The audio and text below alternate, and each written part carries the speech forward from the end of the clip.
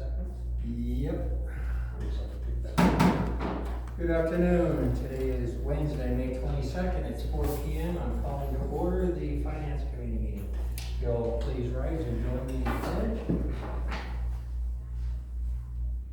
I Pledge allegiance to the flag of the United States of America and to the republic for which it stands, one nation, under God, indivisible, with liberty and justice for all.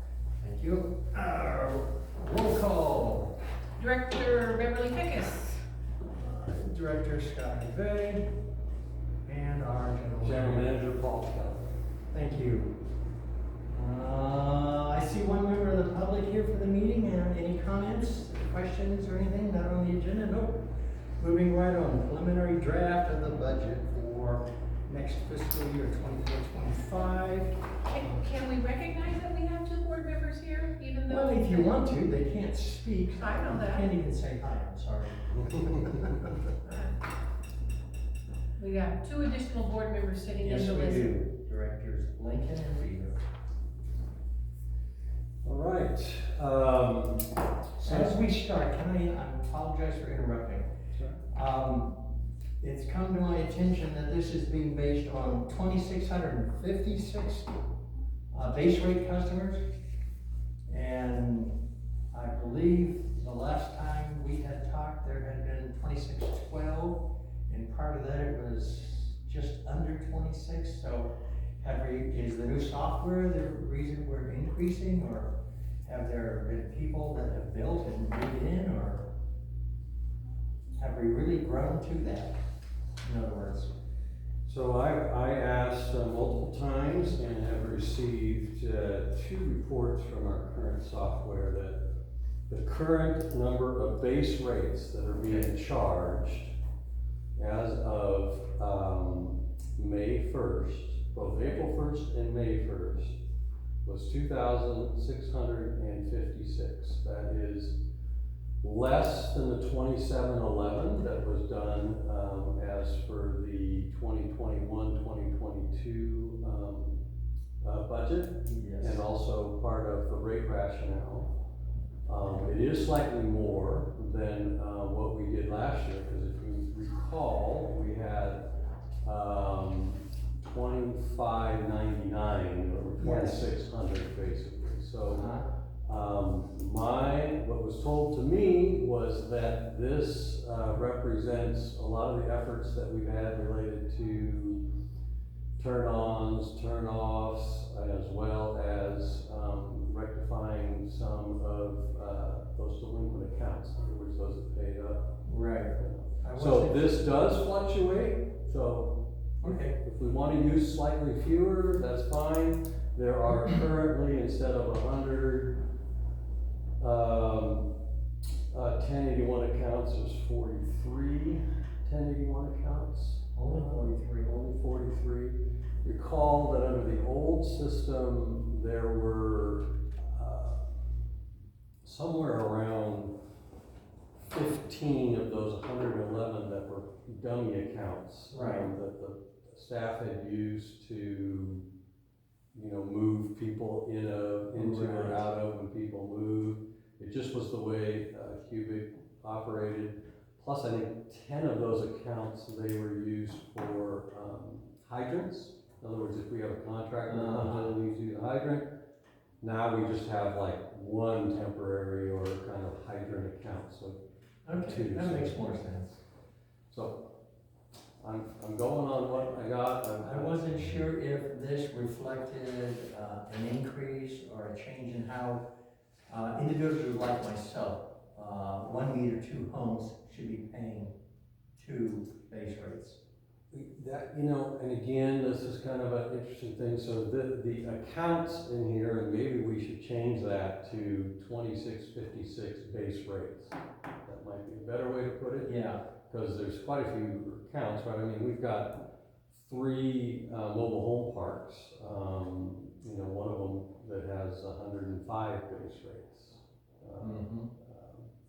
Technically one account, I guess, but I don't know, it's just that counts as one word. If you want me to change it to base rates, I'm not too concerned as long as the staff is able to properly track everything. So however, those 105 base rates are being accounted for, not just as one account, correct? They're paying individual Correct, base yes, rates. it's the 2656 is Includes. including the 105 Okay. from the mobile one, drawing a blank on that name. Is one of them Zufall?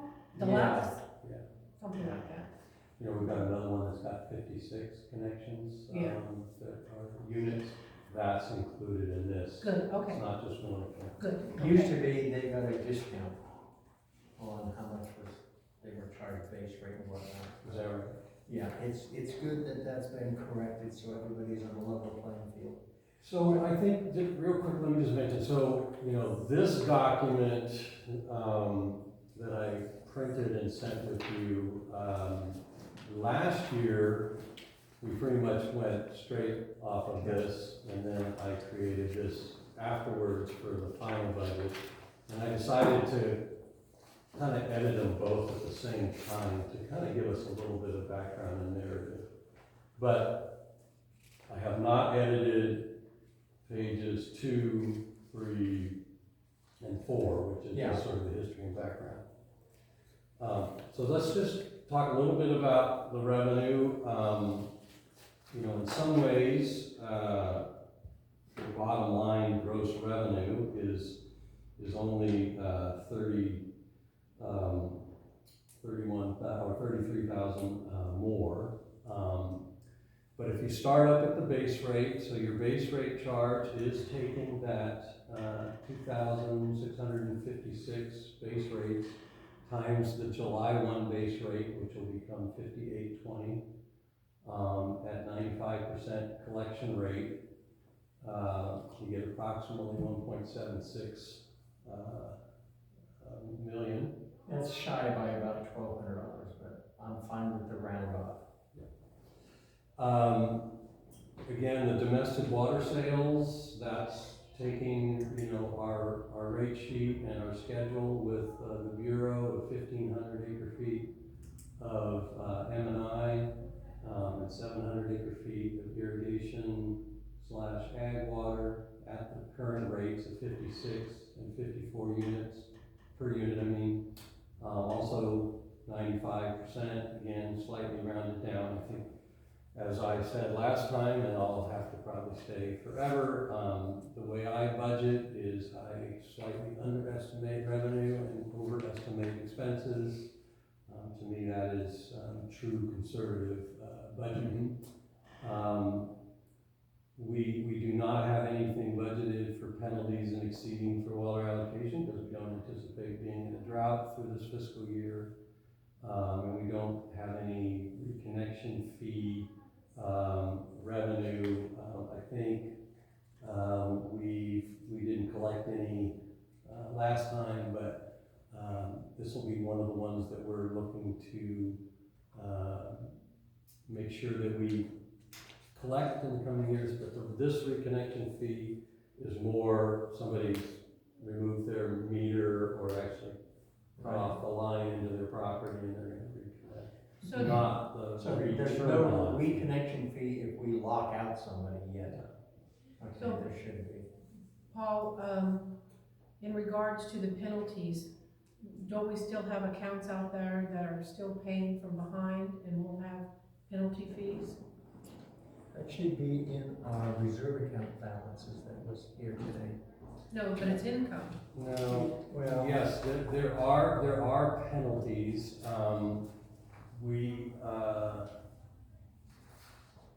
There's actually an account that you will have seen on your profit and loss statements that's called billing payment, late fee type of fees.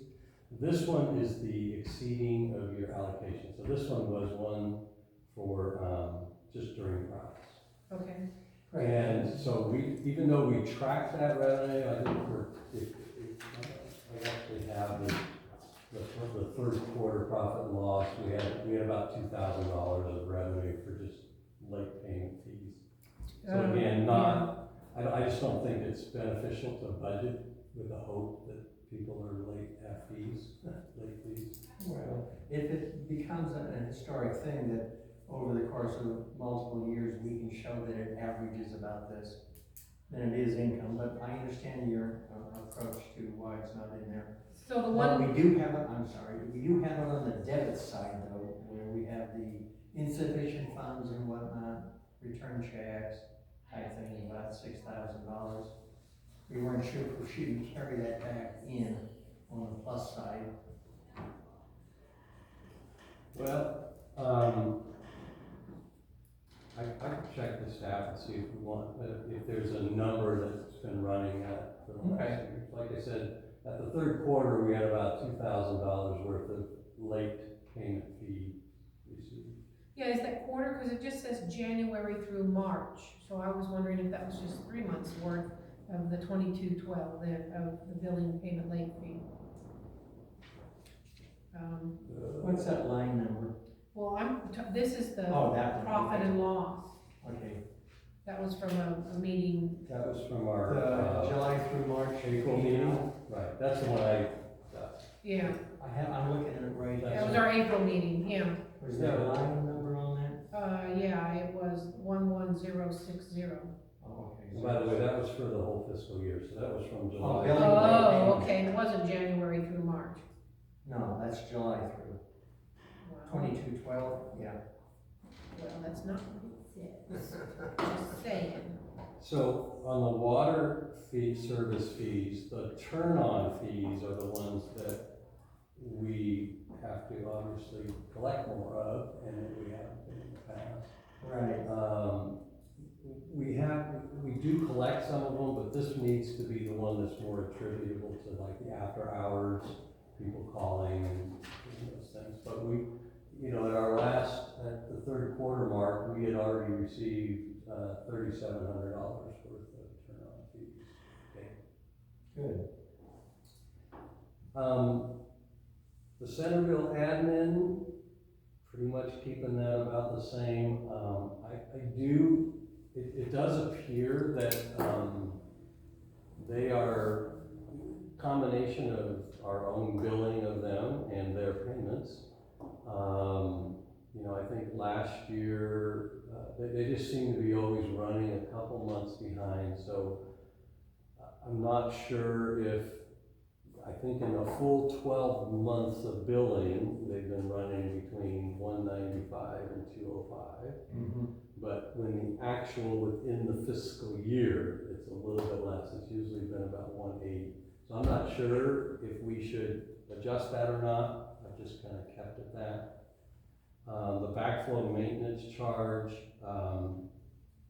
this one is pretty close to, I'm not sure why we had it at 3,500 last year, but we're collecting about 6,500, and that's about what the expense is. Yeah. On the other side, actually. And you intend to then continue using the outside service? At this point, yeah. Okay, are we still gonna be paying any staff to renew that license though? We had one on staff who was authorized through whatever licensing and actually had to get a slight bump in pay for that. You did? For what? Yeah. For what? Backflow device checks, the annual checks for customers who have a blood backflow. Well, if you recall, in the February of 2023, when we adopted the MOU, there's no premium pay. Okay, that may have adjusted it. And But I also noticed a number of line items for testing and licensing and whatnot. I wasn't sure. Well, it was being. everybody does have in their job description a required license, and we do pay for those licenses. And I'm sure if there was a recertification of, well, It's okay. It's yeah, a small amount. I think though, maybe I'll just take this moment to remind you of what I mentioned before. In December of 2022, the state announced, whole bunch of things, and one of them, we know about the clean fleet stuff, and we know about some of the reporting requirements, but they also have something called a cross-connection control handbook, which is basically backflow devices. There was quite a hue and cry from a lot of small districts. The Association of California Water Agencies collected pages and pages and pages of comments. So they kind of went into retraction mode and didn't actually put out their rules and regulations on the time that they mentioned. They then finally released it in late, the draft in late of last year, and I believe it's fully implemented sometime like approved as rules in January. Some of the requirements, I'm not an expert on this yet. Some of the requirements say that all agencies, regardless of size, there's some criteria of over 3,000 connections versus under, have to have a cross-connection control plan, has to have some sort of rules and regulations. In other words, we'll have to pass some sort of ordinance related to it. And there is a requirement that a cross-connection control specialist, so there's some sort, has to be on staff. So a lot of our districts are talking about how we could potentially contract with others to help do this. Part of the 24% one-year rate increase at the city of Anderson was the fact that they had to hire and create a whole new position, a cross-connection control specialist, to implement some of this regulation. So how we handle this as we go forward, I'm not really sure. But one of the biggest impact is really on schools, restaurants, grocery stores, all the rest of it, because they are really required to have. And so, I hear rumors that in our own district, our 2 firehouses don't have backflow devices installed. They're expensive. So at some point, we will have to adopt some sort of ordinance that requires that they do that. Same thing with our stores, having food in them. So it's a fairly challenging and onerous. I mean, right now we have 125-ish backflow devices around, and some part of our updated administrative policies, we may have to make some update on that. Emily's starting to look at that old document that you might recall that's got multiple pages in it that has the confusing ADU information in it and some of the other stuff, and so we may have to put something in there. We just don't know. I understand. We were hoping, and I'm talking about some of the managers here in the county, Reading, their own thing, they already have people on staff and they do that. We were kind of hoping that the city of Shasta Lake would help put together even an MOU that brought a bunch of districts together and actually contract out to have some company come here, write us a plan and all the rest.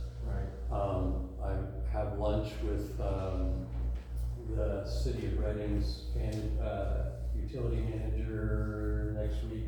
Supposed to be this week, but he had to cancel, to talk about if they get somebody hired, maybe we can contract with them to write our plan for us and all the rest of that stuff. Piggyback off of their plan, tweak it to fit us, sure. I know that was a long-winded thing, but I know I've been telling you that this is coming. This is more, I've just gotten more information in the recent time.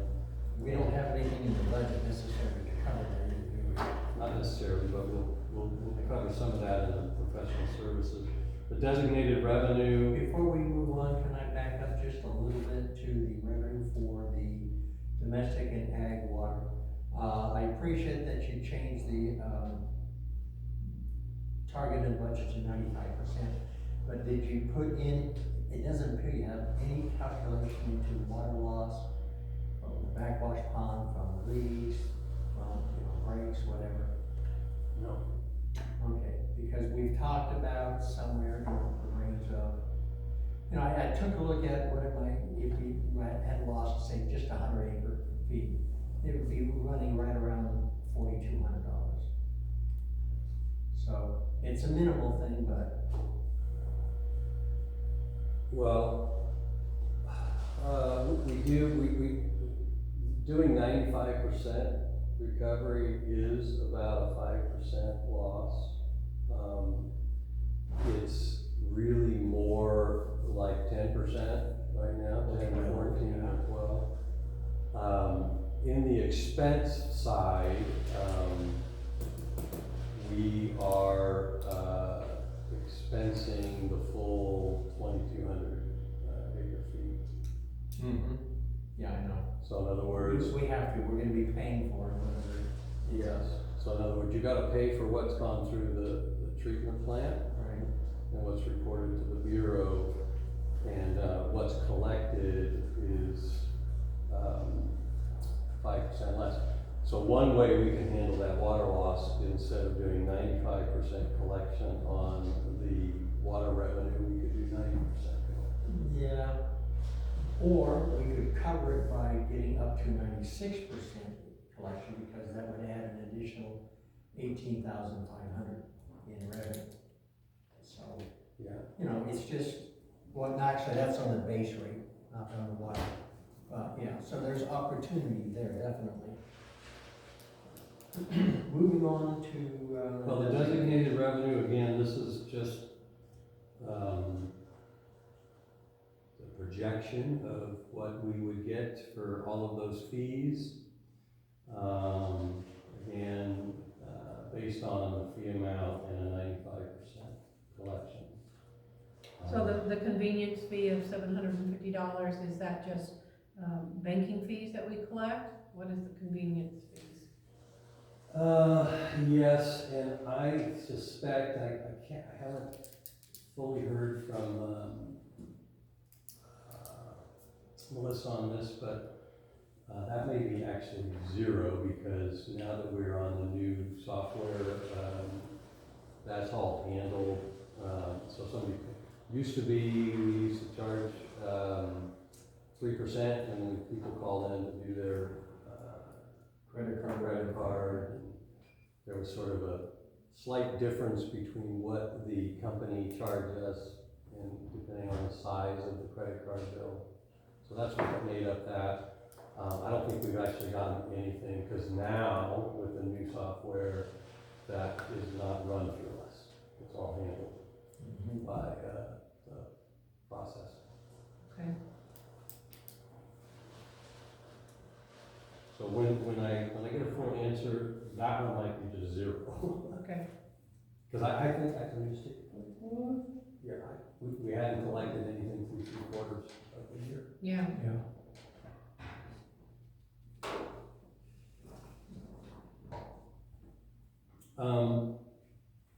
Under use of reserves, last year we had used some of those penalties, $100,000 of the penalties. We had rolled that in to help pay for the McConnell water as per the board's directive. Last year we used $50,000 of the WIN Act reserve. This year I'm suggesting we use $55,000. Just because, as you see with your account, there's $60,000 in that account. Mm-hmm. And then on this sheet, we're going to update that narrative because the yellow stuff that was. the yellow stuff, primarily because based on our previous Finance Committee meeting, when we were looking at the reserve policy, I was able to run some reports, or at least Melissa was, out of the cubic system. And because, as Director Fickus has pointed out, there had to have been a time in which the $1.88 fee paid each month by customers just went into the general checking account and didn't get transferred to the reserve account. Right. And what we have found is that reserve account was created in December of 2021, and no money was put into it until May, near the end of May of 2022. So by looking at the reports, we found that there was $27,497 that was absorbed into Fair enough. the general checking account. So we'll take the $651,500 minus that $27,497, which gives you $624,003 as the total that was actually being borrowed against Right. the general checking account, and then whatever we bring from reserves for the We next. also had the 207,000 plus credit. He already minus that. Already did that. Okay. Okay, and then we've had since then, what, 2 years almost? Well, just this Wow. current fiscal year, we took 50,000 out of reserves. Right. And made a $50,000 payment back into our Okay. general checking. And I'm proposing in this budget that we take 55,000 and do that. Sure. Can I ask, and you may already be doing this, but tracking the actual income for that reserve account on an annual basis, so we know if it's 52, 58, or whatever. Yeah. So that when it comes time for this to mature, that we can confidently say, look, it's this much this year, this much that year. This is what the total we actually collected was over the last, say, 10 years or so. Now, therefore, we have 2 more months or 8 months, whatever it is, and then the obligation's been satisfied, and we can remove that from the bill. Instead of going with a 50 or 55 guesstimate. Well, that's reported every month in our Yeah. P&L, and it's also reported every quarter. So we're currently tracking we had about $50,630 as of the third quarter of this current fiscal year, tracking, because remember, we got a lot of money in that from delinquencies and Yes. from LEWAP and And a everything lot on else. everybody So else. we're gonna be a little bit high. Correct. So I think, again, it's at the board's discretion. It's my recommendation that we kind of set a number here, 55, 60,000, whatever. Run that for a few years, and at some point, that reserve account is gonna have a sufficient amount for the board to just say, all right, we're gonna move that into another reserve, move that into general checking, and we're gonna I understand. declare that it has been As long as we're solved. tracking the action. And that I'm may fine with be that. done at year 8 or 9 versus year 10 or 12. Sure.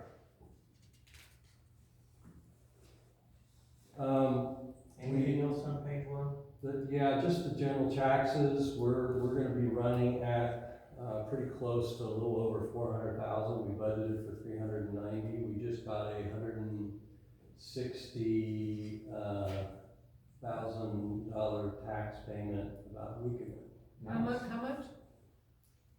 That would have been the April catch-up. Yeah, I don't have the exact number. I know, but when you said, you give an estimate, I'm fine with an estimate. 160,000. Thank you. And we got, what, I about actually have it, wait. 280, 290 in December, or no, January or something? Yeah, we got about 100. Well, we're showing that from July to March, but maybe some of that was part of the year before. but- No, No. the July, March was 274. but 274. That did have, Melissa's gonna go back and check that, she thinks there may have been, what happens is the county,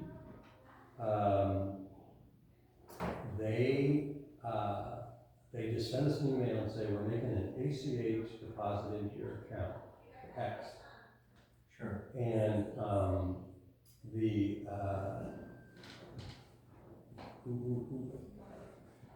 so they make this ACH account, and then they send this email, and then they have a list of all the different things that make up that ACH. And of that, it was 162,785 was the current secured taxes.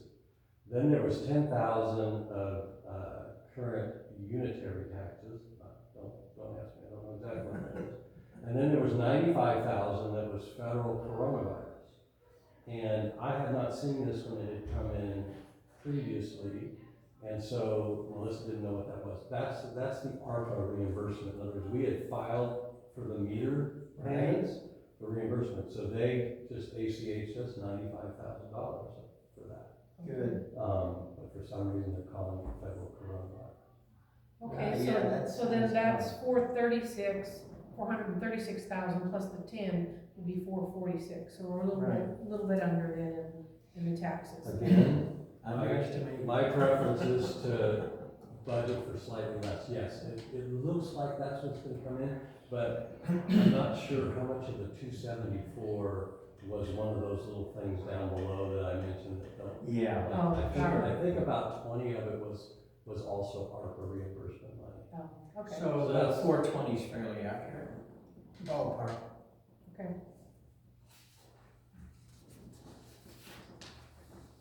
Okay, before we get started on the expenses, Paul, I just want to let you know what my goal is.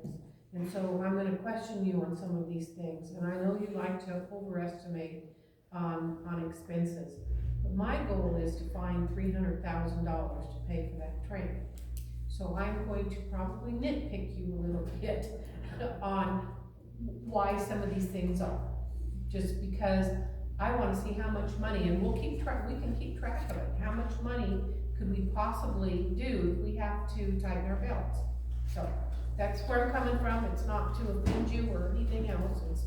I want to try to find some money. Especially since we're considering the fact that train 4 is acting up. And that could be another 200, 250. Yeah. Well, since we're just about in the treatment plant section, the equipment, capital, and facility improvements, which is a slightly updated term than the capital improvements line that we have there. Right. Based on our rates discussion and based on the board's desire to see these major repairs paid for by the base rate, basically, or base other expenses, that 45,000, 20 of it is for an engineering study to figure out what is needed on train 6 and train 4. Good. I guess I'm just gonna caution you that if we somehow say, we're gonna put aside 300,000, when we talked to the engineer, I talked to the engineer, I said, we've got this $300,000 estimate. He says, you know what, that is probably pretty accurate, but you probably should have at least an engineering review to make sure that you know exactly what you're gonna get and actually see if the other trains can be included. Maybe they can do both trains for 450 versus one for I understand what you're saying. So that's all I'm gonna mention on that. Real quick, the cost of water is where we are saving the most amount of money from last year. Oh, yeah. Because we are not doing the Win Act payments. We're also not buying McConnell water. We're not buying McConnell water. I mean, ultimately, the McConnell water, based on the fact that we had 100,000 in penalties, cost us a net of about 25,000. Yeah. But yes, so we do say that. So really, our cost of water is significantly less. And it is based on both the ag and M&I 2,200 acre feet at their respective.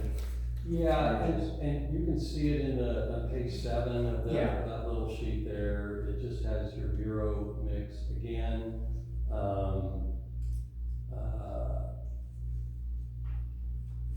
It does not include, so yeah, it just is 1,500 at the 5272 and the 700 at 4380. Hopefully, we'll buy and use more M&I water. Utilities for treatment, it seems to be fairly high, considering for 9 months, we only ran 30,000, and still probably ran the equivalent of what we'll be running for the, the 9 months of the water year. Yeah, Or I know, but this is, again, what, Okay, was projected and when we were figuring the rates. I understand. Well, so. So, let's back up, Don't choke on it. let's repeat what we just said, so I've got it correct in my brain. He just said that that seemed high since we were running about 30,000 last year. And what For was? 9 months. For 9 months, so 45,000 then. And what was your response? That is the estimated utilities for, when we put together the utilities for the rates. Yeah, but that doesn't necessarily, I don't wanna argue, but that doesn't necessarily mean that that's accurate. If you're putting in that estimate, where did that number just come from, the 78,000? It's just a made up number, right? An educated guess. It is, Bill's part. you take your treatment operator's estimated guess of what it's gonna take Correct. for the energy costs as it relates to treating the treatment tanks. So Scott's argument that we're probably not gonna run any more water through there than what we did last year, and we only spent whatever the final number is, why doesn't that have anything to do with it? I don't understand. Well, if you would like us to take the $42,415. Right? And 23 cents. But whatever. Oh, mine didn't show what was budgeted last year. So if you take that for 3/4 and you just say that's what's gonna be for the next 3 months, that would be 57,000. Okay. Yeah. Plus, There's $20,000 right hold there. on, you have rate increases that are in there. That's And there'll fine. be 1 or 2 more this year. So you may not be that far off. I'm just putting in there the projection that I'm told by my treatment operator. If you would like to find, some money in the budget by reducing the utilities amount to be a projection of what we've used for 9 months. So what I do is I take that Projected number, would be 42,514, 42,000 or so. you divide it by 9, you multiply that by 3, because that's 3 more months. That gives you 56,000, Okay. 57,000, 56,513, and you can multiply that by like a 3% increase if you wanted to, and you Okay. can get to 58 and change. If you'd like, we could change that to 60,000. Well, That's fine with me. it's not necessarily that I wanna change it per se, Paul, but what I would like to do is see some reflections. If we did reduce it, where are we gonna be? So let's just theoretically put a mark by that one, and let's say we're gonna save, I don't know, 15,000? Okay. Okay, so I just wanna put, And we're gonna direct it towards train 6. and so, That's fine, So- we can do that. so we're just gonna say 15,000 from 30100, okay? That's all. So 15,000 coming from that line. Yep. I'll just write it down and we'll keep I got it, track of it. I'm doing the same. Okay, all right. Let's continue on. You can make it 8 months. All right, so the next ones are pretty much what they were last year. The treatment, repair, and maintenance, that's the projected cost for, of the list of items that was provided to me by, by Bill. Okay, I really don't know, on the water analysis one, That's kind of what I was wondering, because of all that required state and federal testing. yes, the problem is, similar to, if you look at our current water quality analysis costs, we're running at only $5,000 Right. for 3/4. Mhm. Now, again, So- when I asked Bill, I says, you know, if we had a budget of 17,000, he says, well, I think it's gonna be more expensive than before.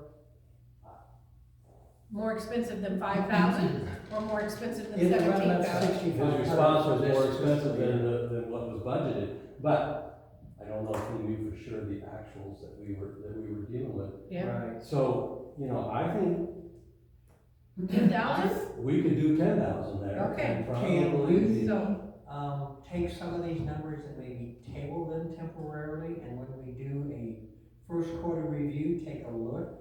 Maybe that's when we adjust them and put them into train sixes.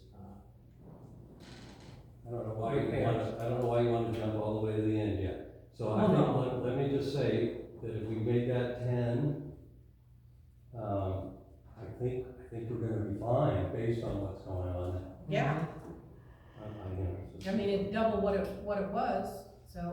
Chemicals is what was really projected by getting costs from them.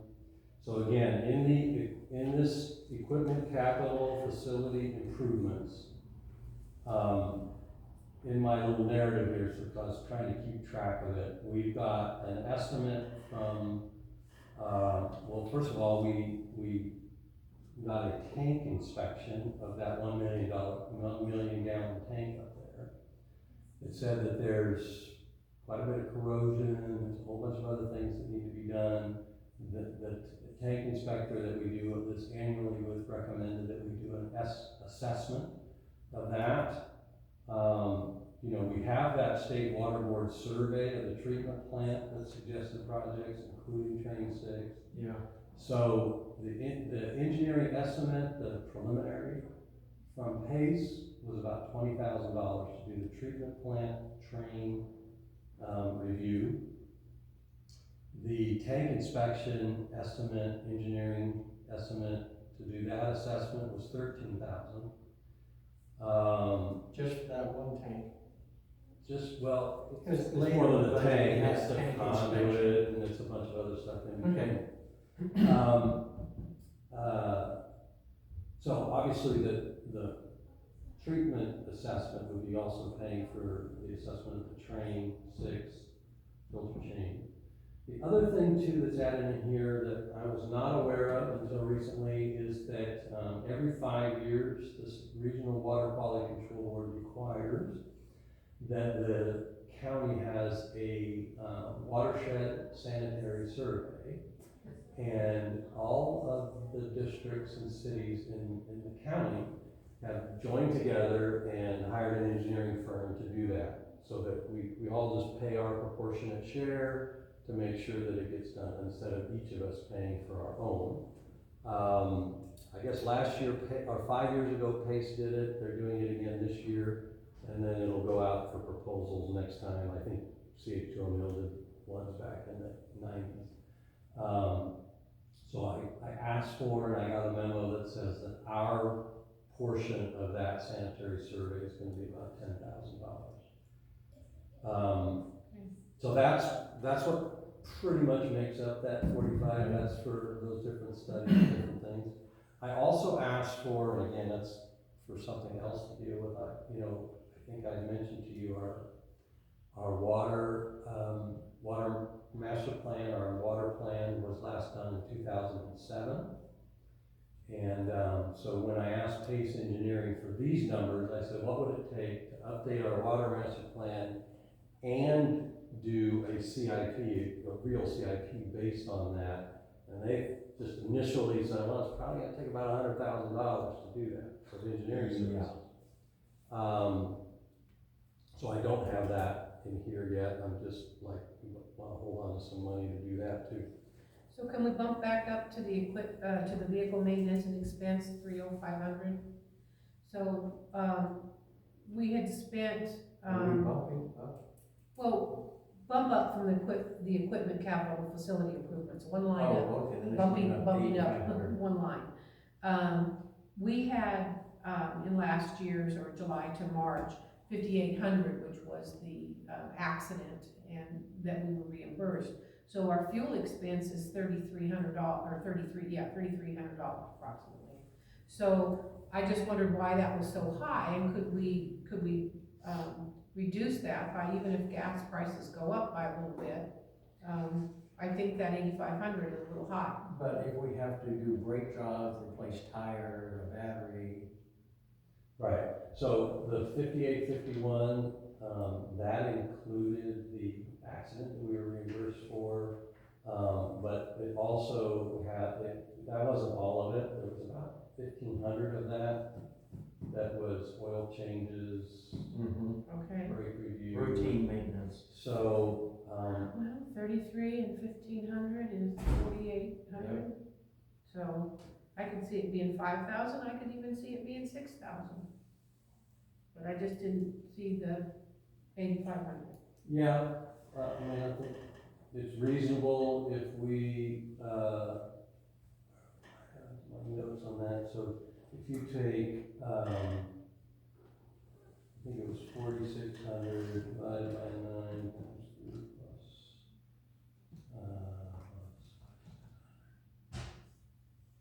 that, I think we're gonna be very close to about 6,000 Okay. this year.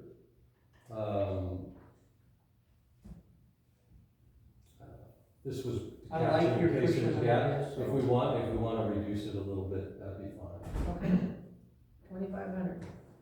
I'm And this is not, of course, the board has to approve all of this. I'm just trying to see if this is doable, Paul. Can we do it, or is it's just a pipe dream I've got in my head? So, I'm just theoretically putting down $2,500 savings. Yeah, I would say, just make it 2,000, because I think 6,500, I mean, the gas is high. And I just. Yeah. All right, 2,000. And labor and cost for repairs is not gonna go down. I do have questions on a couple other line items there. Are we gonna be spending 5,000 towards a computer and software for the treatment plant? I thought Bill got one last year. Yeah, and, I questioned him on that. We turned out, we spent, we're gonna be spending close to $10,000 for his new SCADA computer and all the rest. So we're actually over budget, Okay. this current year.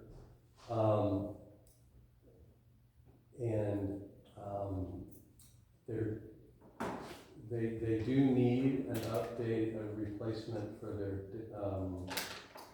their workstation up there. Okay.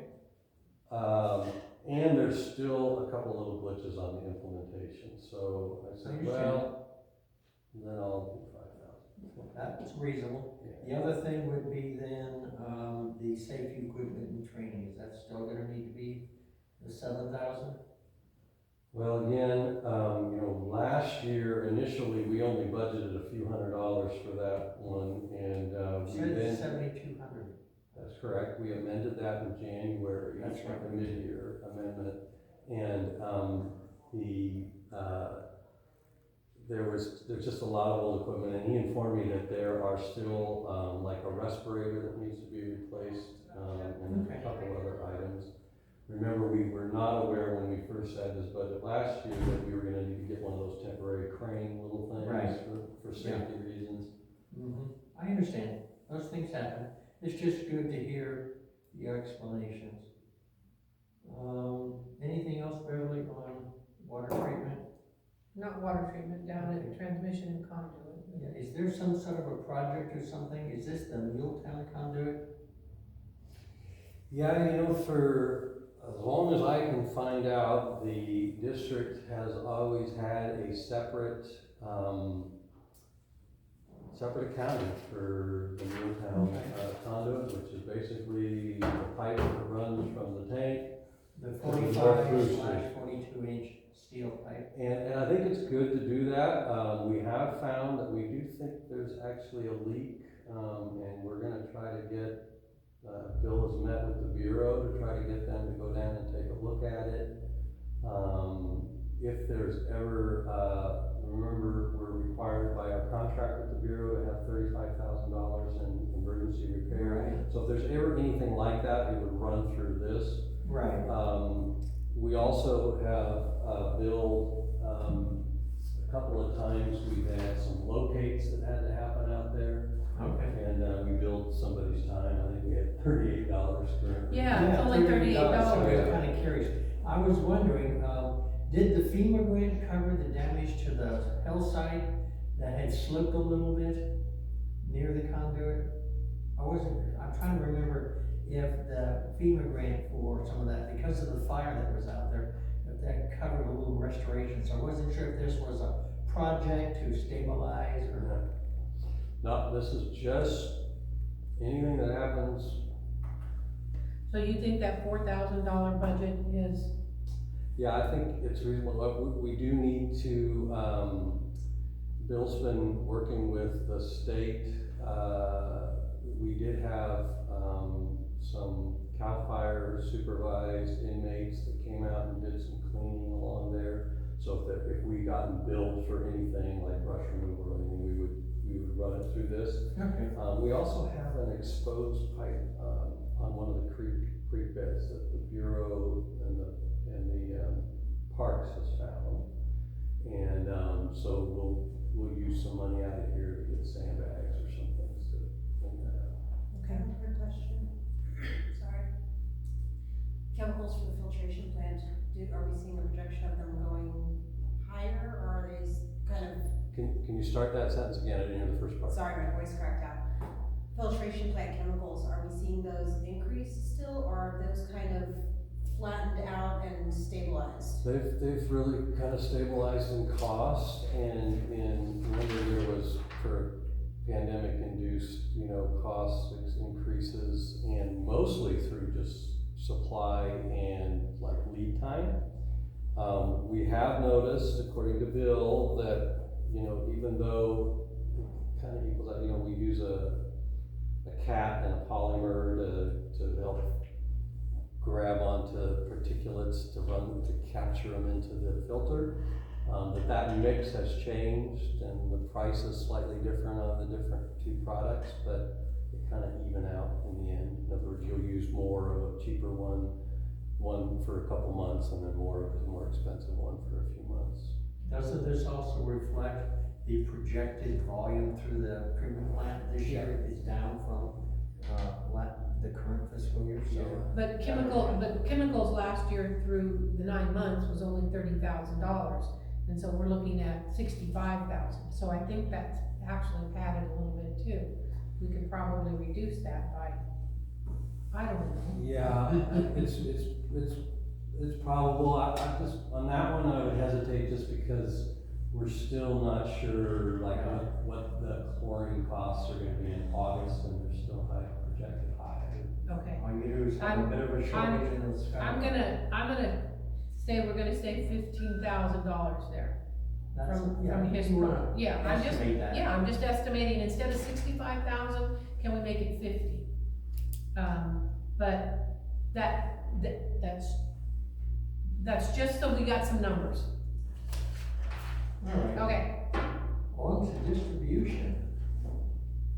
Unless any comment from our one person in the public there, or are you done with water treatment, Paul? Yeah. Okay, let's try to keep moving along. We're into almost an hour. We're just halfway through page 2. That's all right. Okay, safety equipment and training, that seems to be just slightly higher than last year, 40,300. Yeah. Well, Are we gonna reflect that because of the new employees? Or? Well, it's two reasons. One, after 3 quarters, we were at about 6,200. It's projected to be close to 7,500. I do think we may have an extra pair of muck boots or different things just for the new employees. So. Right. Is there something in, the procedures where, when an employee gives notice that, distribution supervisor or another staff member, reviews the truck that's been assigned to the individual to make sure that all the safety equipment, hard hats, vests, whatever, all the tools are still there. As part of the, you know, terminate, or not, I don't want to say termination process, but Yeah, the separation we have process. a separation, process procedures that includes that as well as logins, passwords. Right. Keys, even identification of the keys. Fortunately, we had Seth here on his last day after a couple of our new people started, so he, instead of having to write it out, he was able to hold his key thing and go through each key for Mason. Okay, so if we move on. Well, I wanna point out a couple of items.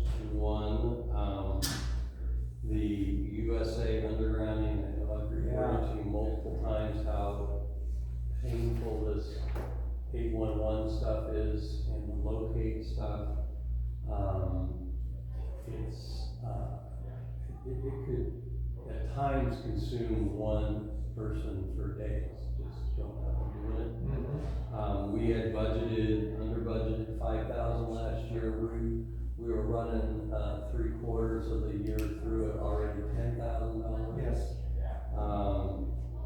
$10,000 is probably, may not be enough, I don't know. PG&E initially or originally told me that they were done undergrounding in Happy Valley. Yeah. They were gonna abandon one little section that they still wanted to do this year and move to Bella Vista, thank you very much. But we have had a lot of calls from MGE over the last couple of weeks, just with some of the repairs. Oh, the repairs they're doing, thanks a lot. Okay. And nothing from our representatives on this unfunded mandate. So 10,000 there. Now, next line item, the meter, registers, transponders, wasn't that all covered under the ARPA grant? No. Oh, that's right, we had a bit of a shortfall. Yeah, so I'm trying to recall the exact amount, but at the end of, in FY '23, early in that year, we did order and replace some of our transponders and registers. So we decided that if we budgeted 25,000 for this year and 25,000 for next year, that's 50,000 total, that would cover all of the registers, about $320,000 to do all of our rest of our meters. And it's 1732 is the number, and it's 320,000, and the state, the ARPA grant is 260,000 and change. Okay, all right. But we've already have 1,700 that we've purchased, is that correct, meters? We've ordered 1,732. We've received about 300. So, Which is fine, because. so what's our goal in replacing meters? All of them, or? Yeah, our plan is to have all 1,732 meters that can take a transponder and a register so that they could be drive-by. Okay. So we have 1,700 that stink, or should be replaced. They are highly classified and beautiful mechanisms that record every ounce of water that goes through them, but they do not have the ability to electronically transmit them to a device that we can drive by. Okay. I've used that. So there are quite a few meters that are always gonna be manually read. There's ones out in the middle of the field, there's some on some different sections that you never Yes. get thing close enough. There's probably another 300 or 400 of those meters. We didn't order transponders for those. Okay, so our transponders are only for like the half inch, 1 inch, 1.5, nothing 2 and above, do you think? Trying to remember now the list, I don't think anything 2 and above, we might have ordered a couple of 1 3/4, because we don't have very many of those. Yeah. And, you know, Chad actually did a pretty good job of going through all of our list of ones. You know, obviously, everything that's on a road that we can get somebody to drive by is. Yeah. You know. Well, I saw them hop out at our place, and I thought ours was one that they could do it, so now I don't know. Well, see, one of the other things that I can't remember the exact number, there were around 300 or so, like yours, that were installed with a transponder and a register, but they're getting close to 15 plus years old, and they're of a solid state. You can't just replace the battery, and they last about 20 years, and we're finding quite a few of them starting to fail on us. So, Plus, my guess is a lot of our new guys are just getting out to look at things just because they never have. yeah, Learning curve. okay. So one thing real quick, we've never, the district's for some reason not tracked, and I am guessing this is the reason why the change in the water analysis and water treatment is impacting us, is that, you know, distribution does a lot of treatment tests and lab work. Every time there's a break. Yeah, and every time there's a break, every time there's another thing. And I think in the past they got run through the treatments thing, and that's why we're seeing it track less, so much less, and we don't need to have $20,000 budgeted for it, because we're actually budgeting $10,000. Down It hasn't below. been done before down here, Got it. because if you are able to see, I think, we have about 10,000 already spent in the water Yeah. quality analysis Yeah. for distribution. Yeah. So this is probably under budget, but I'm also hoping we don't have as many breaks and we don't have to do as many. Hold your breath.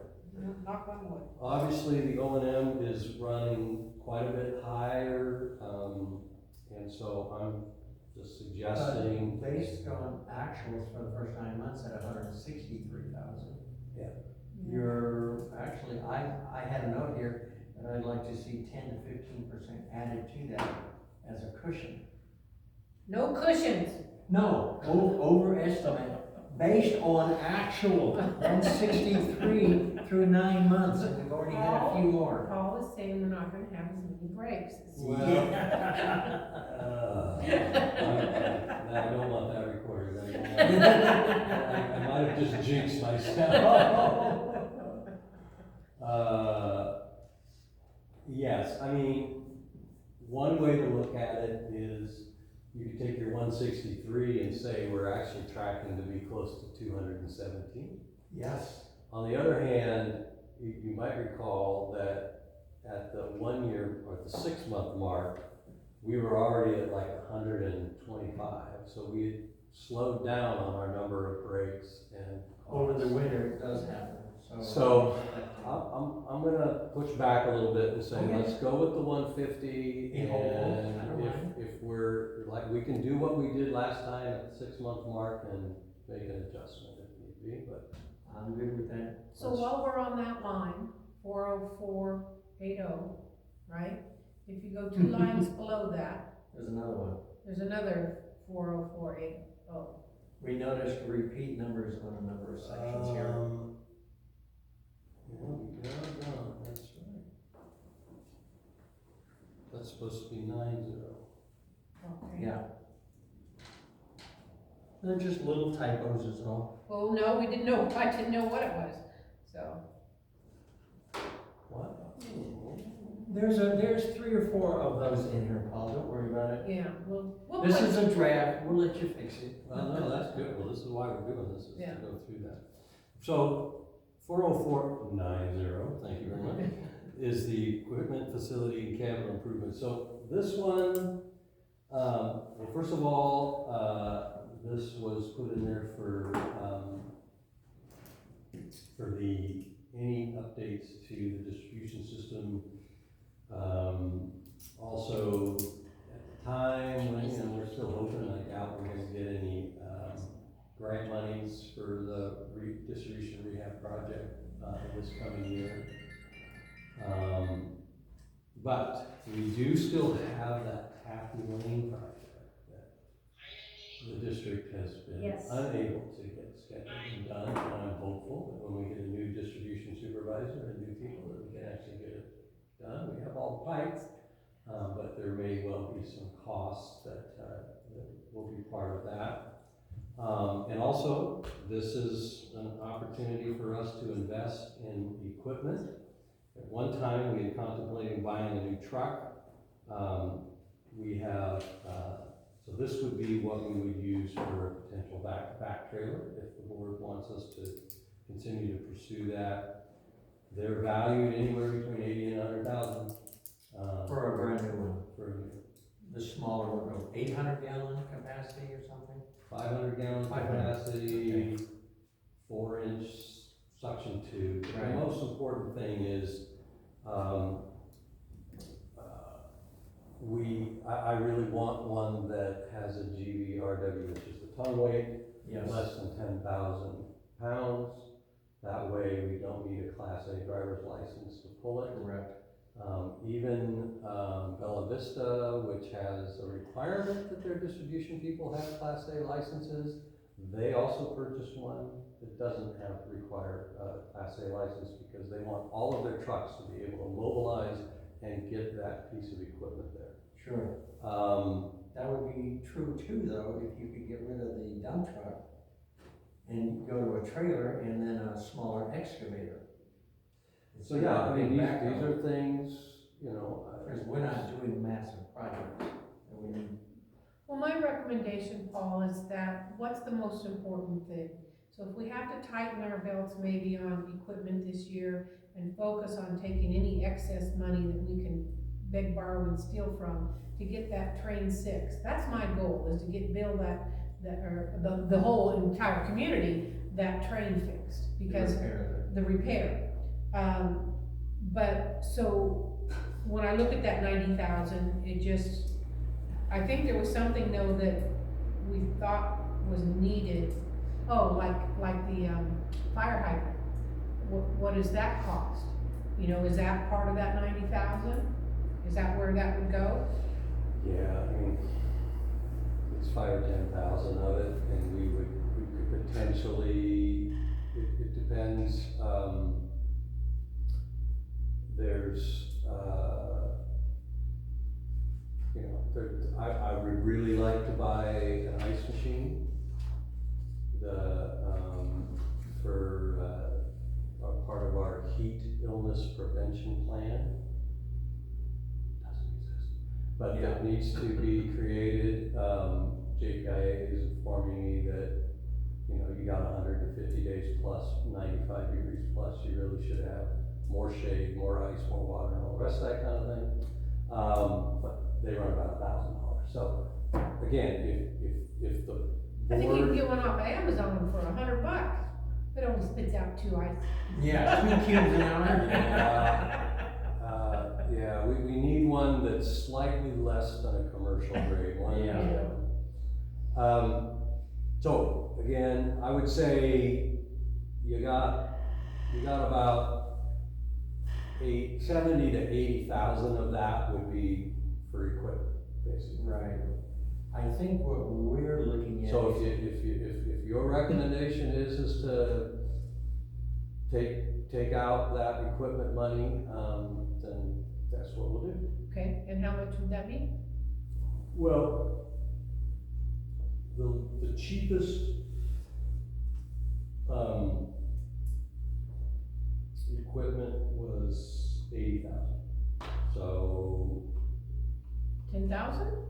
No, that's, your fire hydrant's gonna cost you that. Yeah, I'm proposing 75, leave 50. so you take 75 out of it, probably better.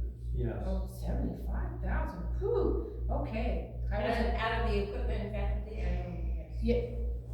This yes, Caitlin, yes, Caitlin, out of 40490. Then I do have a question. Go ahead. Sorry, on 440, 430, the inventory tools, does it have to be so high since we've already made so many, That is one of my questions, thank you. But you asked Which is 7,500, you mean? No, 20,000. 20,000. Oh, inventory and tools, oh yeah, that's right, forgot about that, sorry. Well,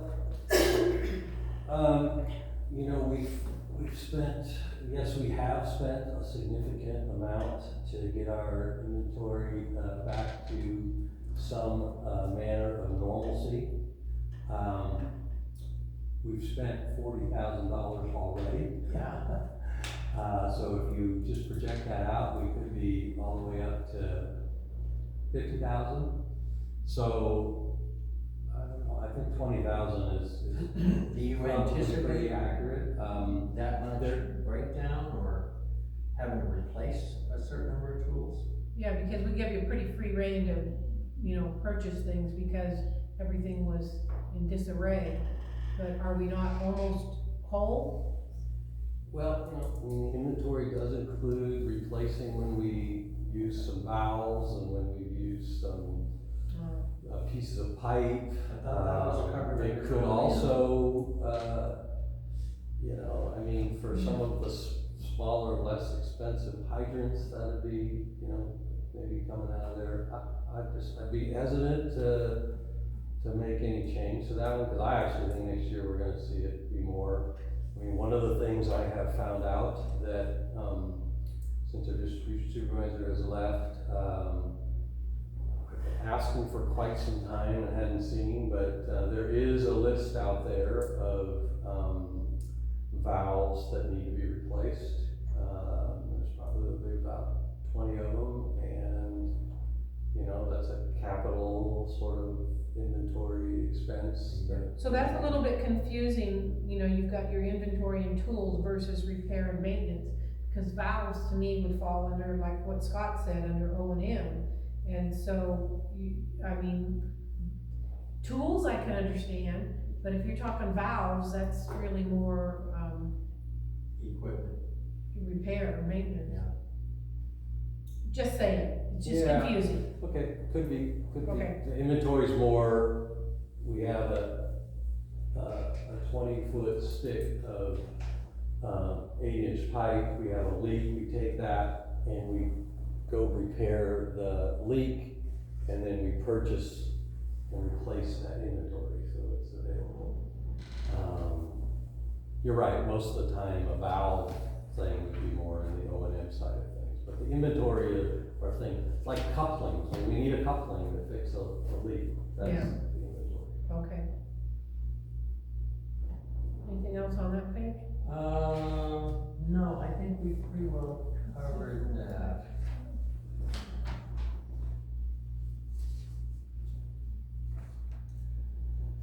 So we move on to wells and booster station. Yeah, we wanna cut, and cut.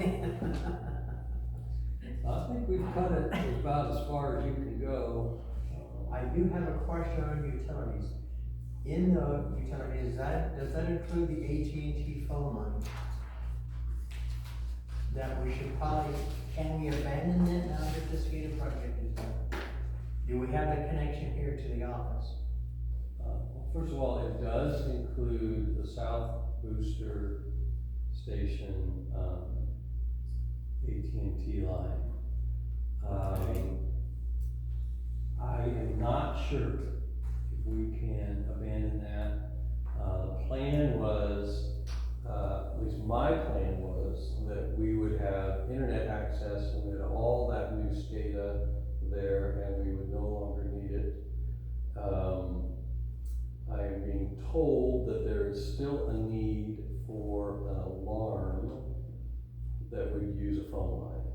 But Okay. that's being looked into and I haven't gotten a report from Case yet. My concern with that is AT&T has multiple alarm levels on the boosters and the wells, and they charge by day part. When Bill was the interim manager, I was helping him out with some things, and I was reviewing that bill. And we would sometimes run $1,400 in a month because of all these alarms that did not have to be responded to. And I thought part of the SCADA project was bringing those alarms in-house so they could be recognized for what they were. and, only respond to the appropriate ones. We also were able to reduce that down as a disadvantaged, district or community to about $76 a month from that 1,200 to 1,400 that it was at. Well, again, all I can say is that when the internet is, what I'm being told is when the internet is down, you have to have a way to have an alarm transmit. And, so that doesn't mean there aren't some alternatives, and if AT&T's got some fiber that we can maybe use. We're trying to get AT&T fiber done up in, at the treatment plant as well, instead of the Okay. hard line. We have, and Melissa has finally gotten a hold of a customer representative who was responsive, and we did get, and you probably saw, there were a couple of bills that were just credits recently, so we're gonna keep pursuing it, but at this point, unfortunately, it's a pretty healthy expense for the site. It will be. We're currently running at, 3/4, we're $19,000 for utilities. It equaled 25,000 Um, for the year then. If we- yeah, it would be about 25,000 for the year. And that's basically just standby. Yeah, it's basically your standby costs. I don't know if there's an increase of, I don't know, I wrapped in like about a 5% increase, that gets you at about 26,000. So you overestimate your costs, but if you wanna make it 25, you can make 25. No, I'm fine with it. That's fine. Do you have it scheduled to test the equipment, turn on, the wells or whatnot, just to make sure everything's still functioning in case the treatment plant went down and we had to rely on the wells? Yeah. So what would that be, monthly, quarterly? No, we ran them, in testing all Right. of the grant, project last, I guess it was March. So everything was tested out as functional. Obviously, when we get a new, distribution supervisor, we wanna run them quarterly just to make sure that. I think quarterly is appropriate. So I do mind on the utilities, that even a 5% increase, and I don't know what it is, that puts you up to about 26,000. You could even say 27,000, could we shave that 30,000 and make it 27,000? If that is your direction, that's what we'll do. That's a good, suggestion. Well, what if we were able to shave a little off of your O&M for the wells? Is there gonna be any O&M down there after the projects and everything? That 3,500? I don't think so. Cause we used 1559 through March, Right, but that was, we're doing, with things. You could make it 2,000 maybe. Okay. It would be. So that'll get you your four. That would be pretty close to what we're gonna probably spend this year. okay, deal.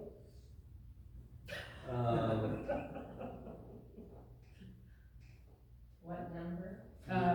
41300. You could, even the chemicals we're running quite a bit less right now. Yeah. I think a lot of that has to do with bookkeeping. I think some of the higher number on the chemicals for distribution are because they should be attributed here. But, you could make that up. Right now we're running 137, might barely get to 500 if you wanted to make that 500. Okay, deal. She's trying to squeeze out of it. I'm just seeing if it's doable, that's all. If it's not, then, oh well, it was an exercise in trying to see what we can do. Have you squeezed enough from, wells and the boosters? I think so. Okay. I got quite a bit there. Let's move on to, administration then. Right. Well, again, just real quick in the narrative, we probably gotta update some of that, stuff. I would just say a couple of items for the admin in general, just as a reminder. You know, previous budgets prior to my being here, the regulatory thing was just one line and it was extra, it wasn't in part of admin, it should have been. The customer accounts and billing was also just a couple of lines and it was outside of admin. So all of that has been brought into this. Excuse me. Previously, prior to this budget, prior to last year's budget, there wasn't even anything for things like utilities. So on the utilities, we are running a little more than budget. So that's why the 30,000 is in there. I didn't actually have Now, wasn't one of the wells included in that? Did I see that on one of the wells? The office, or was it the South Booster or one of the wells, well 3? All came in under this category for It's some reason? all under a one bill, the office and the well 3, Yeah, but all that's tracked separately. The well That's 3 fine. is tracked. what was the, additional 7,000 for organizational dues? Well, if you look at the narrative, Yeah. right now, we are tracking at basically 17,000. So that is our aqua dues. It's also, which gives us access to the JPIA. It's our AWWA dues and our Central Valley Project Water Association dues. So I've added a little in there, because I think, remember last year I thought maybe we want to look at going to the Special Districts Association for their finance arm. But the California Rural Water Association, this district used to be a member of it. For some reason, we haven't been for the last 3 or 4 years from what I can gather. And they do some operator training that we could get access to. I actually noticed that they had something in Reading not long ago. Is there a cost benefit? I think they're somewhere around $1,500, they're not very much. CSDA is somewhere around 6,000 to join. If you don't think we should even consider CSDA this year, we could take 6,000 out of the organizational dues. That's without knowing how much our aqua dues are gonna go up. Yeah. I don't. So that's my recommendation, is that we take off 5,000. Just, if we're trying to get down to no frills at this point, at least in my opinion, the rest of the board may not see that. But if we could pull out 5,000 and not do the 6,000 and not do, the 1,500 might fall in the 20, but you're right about the dues, they're probably gonna go up. Right, so we need to leave some cushion. Yeah, for that. I'd rather see what I 3,000. calculated was that our aqua dues were 16,000, and I did maybe it's gonna go up 5%, so. Think that much? I think it was 16,200, so it would be about 17,000. CVPWA is probably about, I think it's $1,800, not really positive, off the top of my head. And then this extra 7,500 was CSDA and rural water. I do think we'll probably do rural water, because I think it'll fall under what it is. But I wouldn't join them until I know what my aqua dues are. Yeah. Oh, yeah. So, perhaps, So what do we figure on, let's make a compromise there and say reduce it by 3,000. Well, I think I'm hearing maybe I don't know, we don't know 20,000. what office. Okay. no, I like Paul, 20,000, there we Well, go. that's what you recommended. So we're, That's what she's suggesting.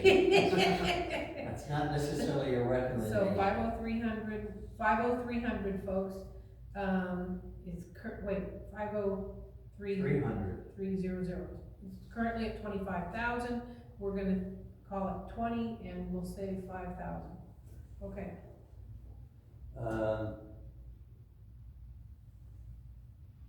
So, the postage is going up. Yes. You know, one of the things you'll see, you saw later that our lease costs are down. April 4th was the end of our folding machine lease and our postage meter. On May 3rd, the North Valley Business Systems showed up and boxed it up, picked it up. But they required a $200 check. Melissa was not here, so I wrote them a personal check that you guys reimbursed for to get it out of here. yeah. Yes. Done. And if the guy didn't have any equipment to help him get that thing out of here, I'd help him carry it out of here. It's I was obviously- thinking scrap metal. But we've pretty much come to the decision that it's just cheaper to, I mean, we're going more and more sort of making payments online, but anything we're mailing out, we're just buying rolls of stamps, so. Well, that Postage should is going up. save us then, because I thought we had to pay for a postage meter too, Oh, there for a Yeah, while. that's gone now. But I think, yeah. I think everything else in this area, Well, I just wanna point out, the insurance side of things. yeah, that's an ouch. The JPIA cyber, you know, last year it was a little under 3,000. It's gonna run about 2,200. I think we made one payment of 1,100. I think we're gonna be pretty close to that amount. The property and liability was, 16,485. I've got it at 16 here, just kind of crossing my balance. fingers that it's not gonna be too much more. As you know, we really underestimated our auto insurance last year, and so I'm putting in there, you know, that's a pretty big hit to this admin budget. It was 63,000 last year, so I'm making it 65, and just hoping that it's not. Is there any way to do research on somebody else? I realize commercial is completely different. 10 vehicles, 65,000. Yeah, but, you know, I didn't want to talk about it last time, but maybe I'll just mention it again. Now that we do not have any staff members that have a Class A driver's license, you know, I do think we gotta wait a little bit until we have a new distribution supervisor or even a contract one. That's one of the things I've asked him to do, is do assessment of our equipment and kind of what our needs are. So then maybe we could sell a dump truck, get a dump trailer, or even get, you know, a Ford F-650 with a little smaller dump truck that doesn't require yeah. a Class A license. Yeah. And it'd be able to pull a trailer for an excavator. Yeah, well, the problem is, there's no vehicle that wouldn't be required to have a Class A that can pull the backhoe. That's right. It's always gonna be too heavy. Yeah.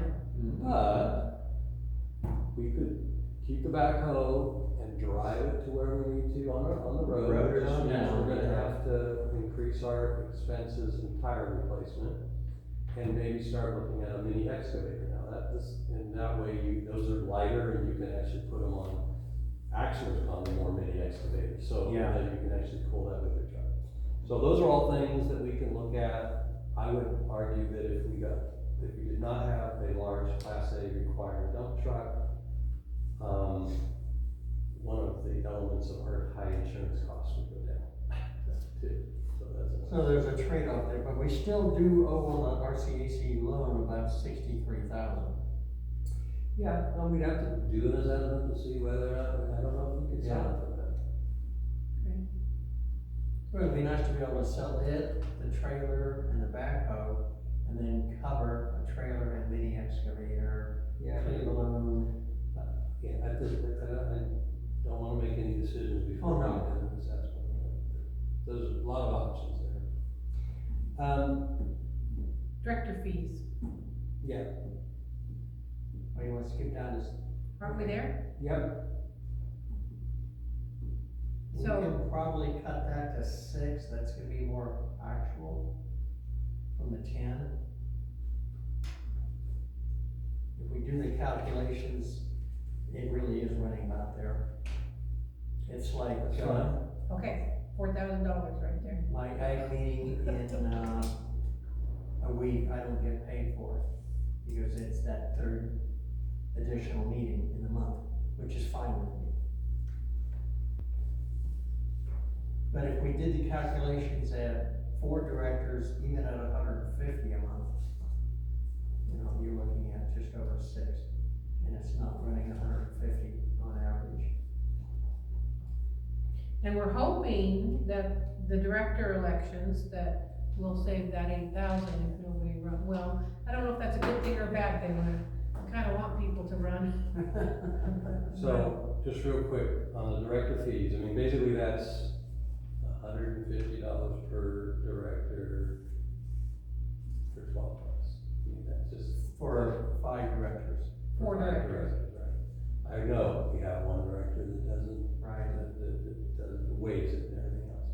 Just saying, standard budgetary Yes, I understand. methods is you have to budget for what is actually Potential. possible.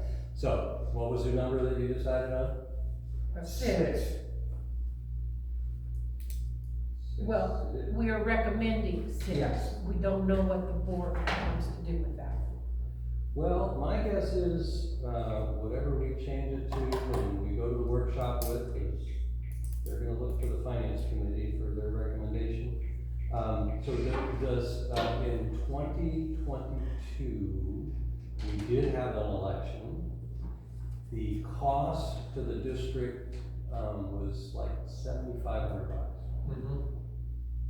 for 2 seats, 3 people running for it.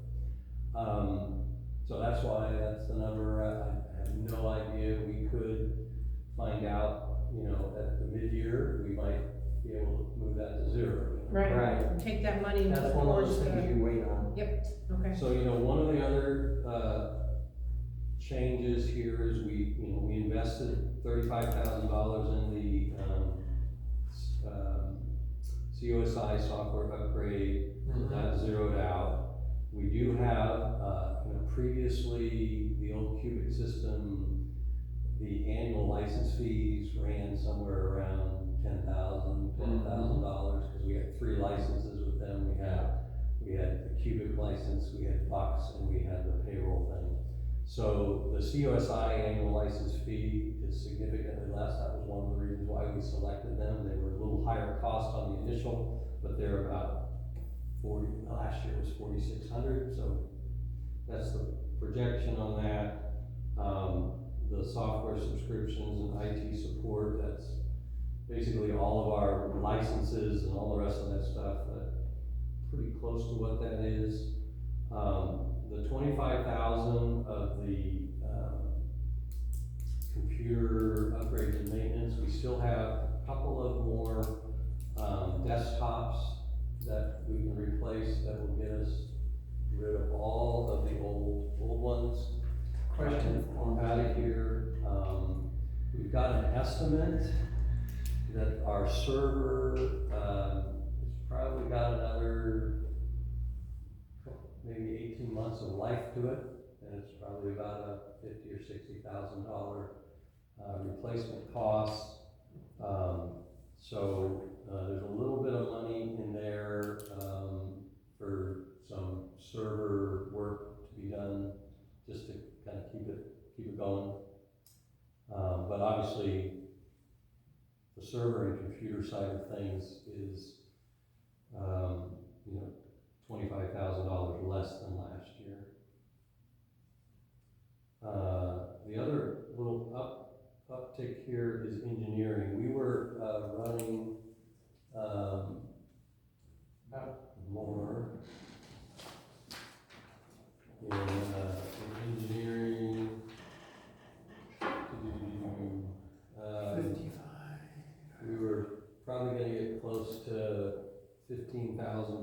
of just general engineering. So, as I mentioned to you before, the water plan, I've got an estimate of about $100,000. So I was suggesting that 20 of this 40 be used to potentially get them started on that. Or at least the capital improvement side of things, because I think we really need one of those soon. But why do we have engineering here and we also have engineering in another spot? As far Well, as- there's engineering services for the treatment plant, study and for the, as well as the tank up at the treatment plant. Okay, I just thought it would be better to be breaking it out and Okay. contributing it to those. So remember, Pace Engineering is the district's engineer as well, so this is what would be taken out of that. And if we did a water master plan, it would be a general engineering cost. In other words, it's for the treatment plant, the distribution, and the admin and everything, so it's an overall water. Okay, so that would all be lumped together. Yeah. All right. We've reduced our equipment maintenance and lease because that's about how much we're gonna save on not having that full Yes. machine. It's getting, no, actually, it's a good thing, it really is.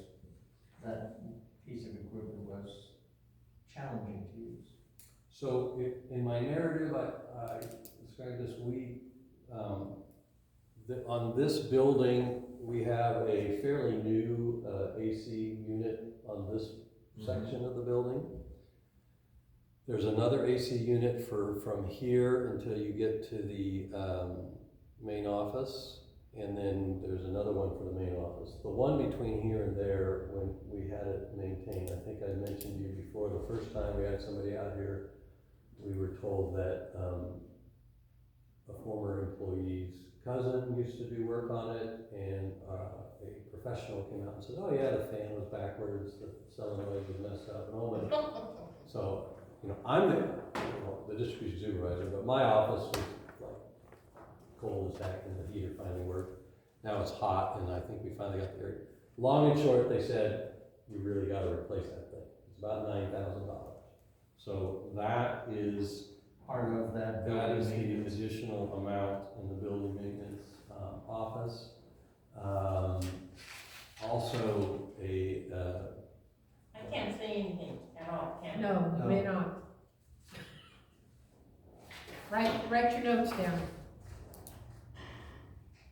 so that's just a recommendation that we have that, as well as, the other thing too, you might recall that, we are running at about we had a $12,000 budget last time. We had to replace the septic pump.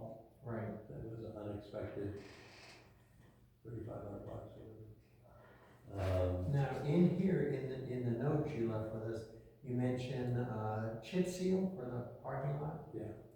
Okay, is that something that if we were to pencil it out this year, would end up costing us more next year in, patch, repair before chip seal? Purely up to you. I can't. I I'm don't looking know. for, I don't know. your opinion, I- your guidance. I think unless the same thing as on Oak Street, which is part of why I talked to the supervisor, if they don't chip seal that within the next 18 months, it's gonna cost them millions to fix it and replace it.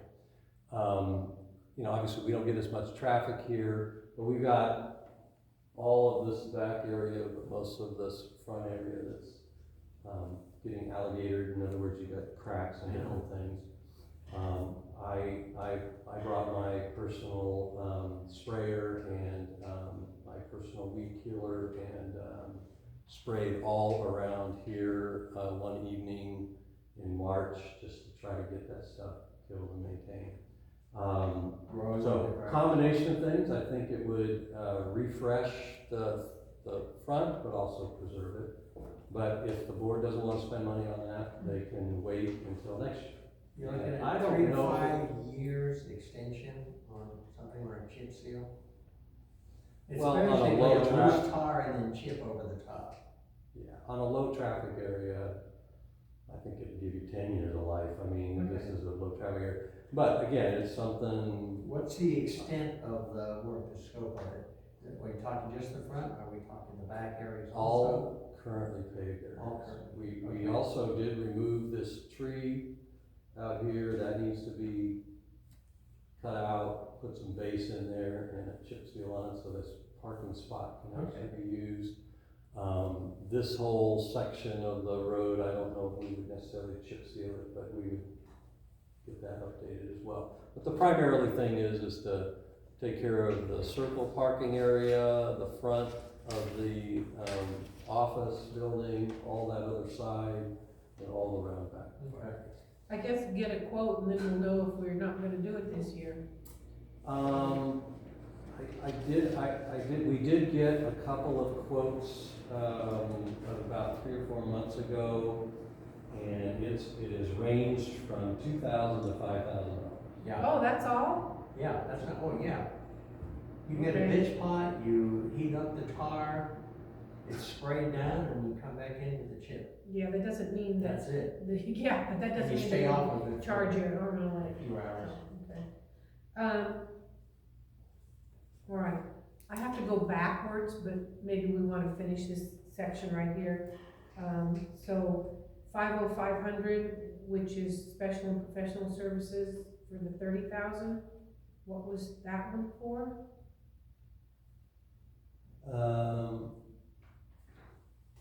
Yes, well, we hadn't gotten there yet. Oh, okay, We'll go there. okay. So,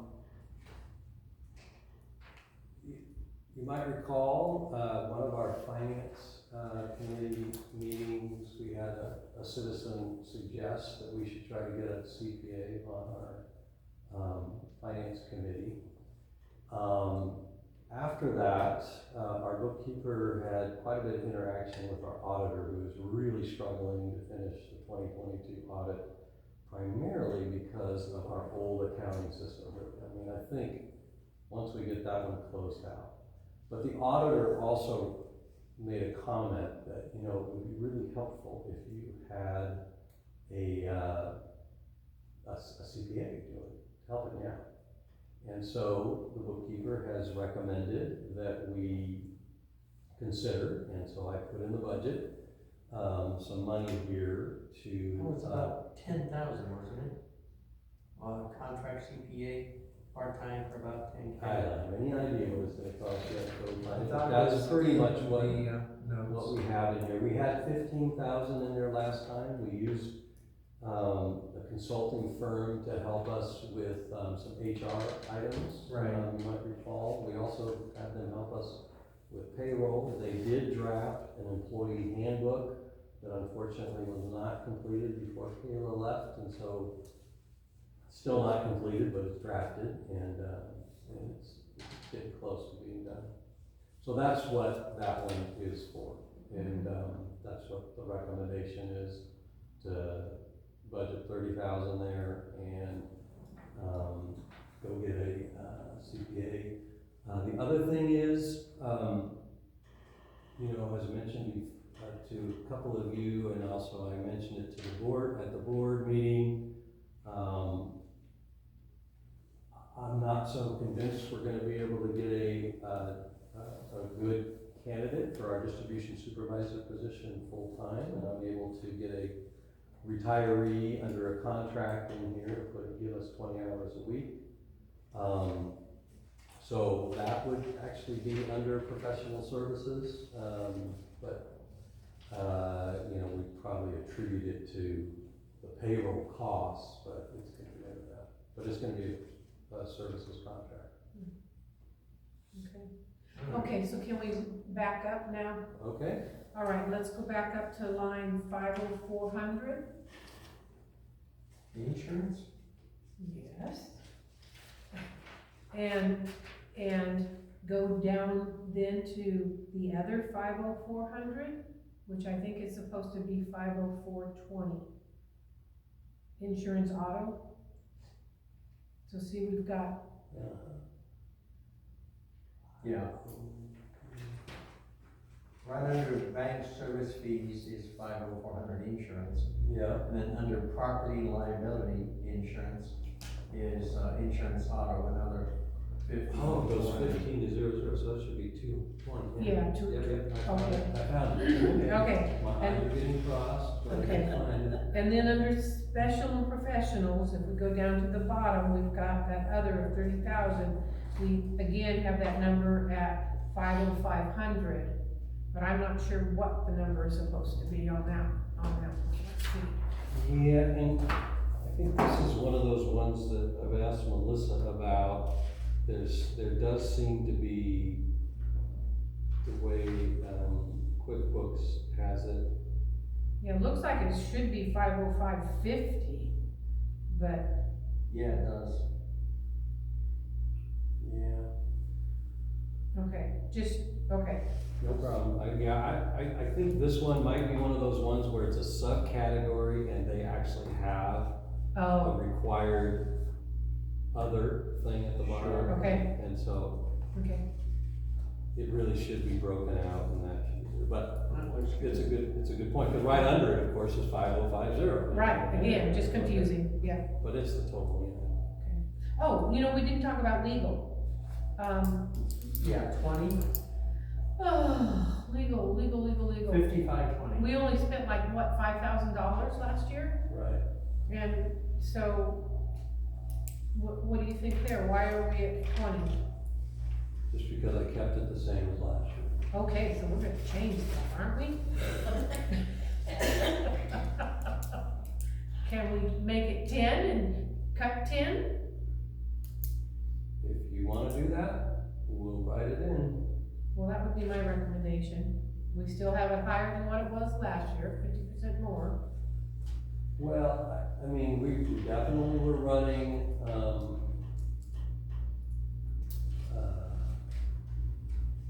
mean, we resisted a lot.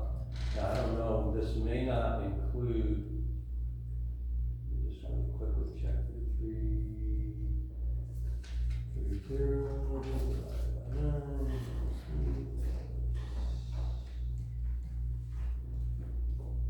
Yeah, we're running it around 5,000, but that, as of 3/4, did not include some of the inquiries related to some of our employment claims that were made. So, I don't think we'll get to 10,000 this year. Yeah, okay, all right, so I'd be happy with 10.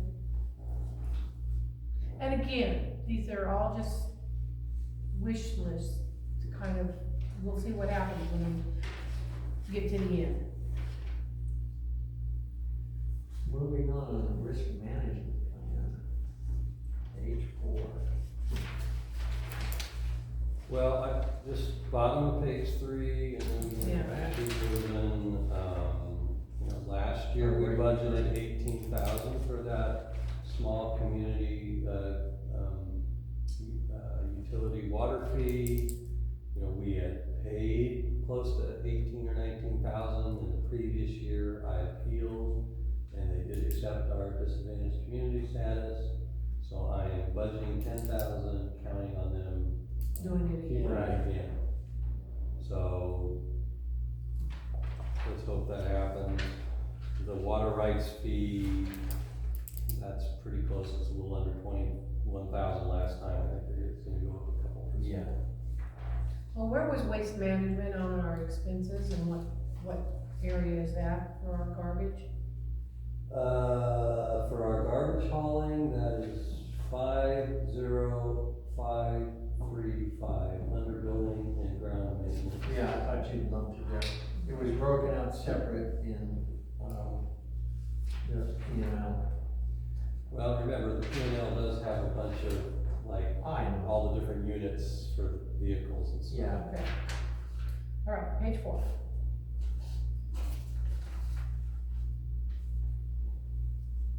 So the risk management plan, is that through JPIA then? No, that's a consultant that, actually,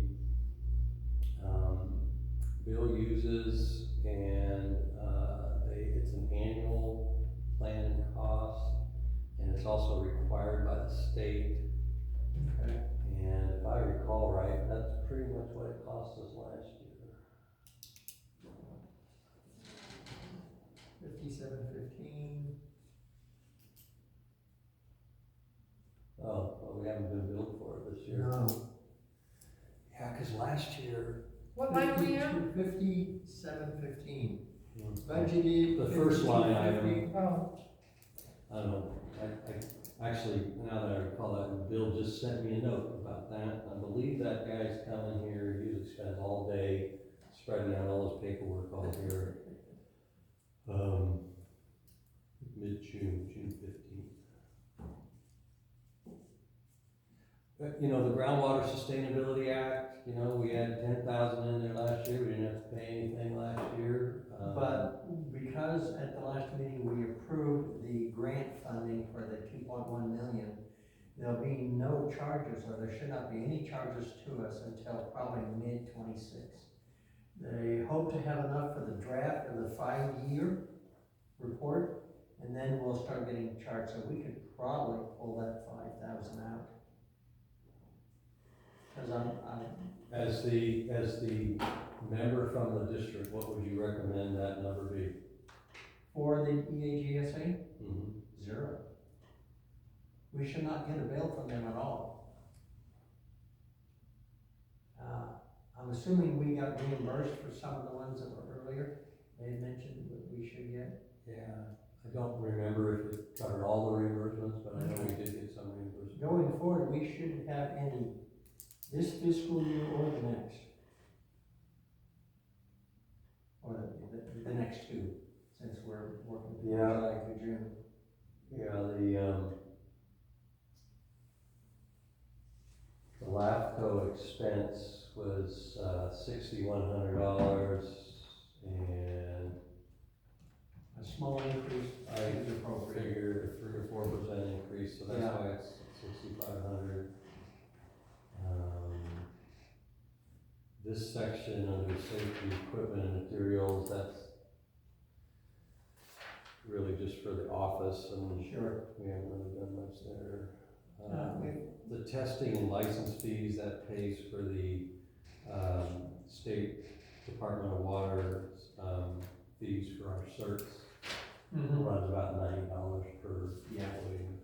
so what's the, safety equipment and materials? And then my question was just why here, under regulatory? Yeah, it's just, I don't know why it was in the regulatory, it's just been there before, and we've used it to, for the office safety equipment, like, we bought a first aid kit for the office, replacing the one that was 100 years old. Those are.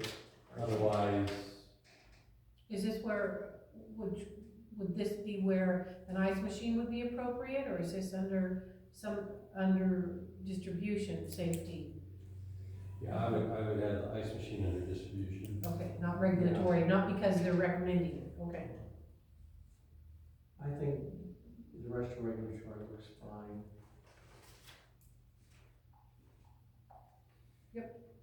Well, under employee benefits, I'm actually hoping that our workers' comp will go down, based on going to the conference, at the JPIA conference. It was the only insurance thing that they talked about, even though it was level, if not Yeah. bouncing around. Yeah, We,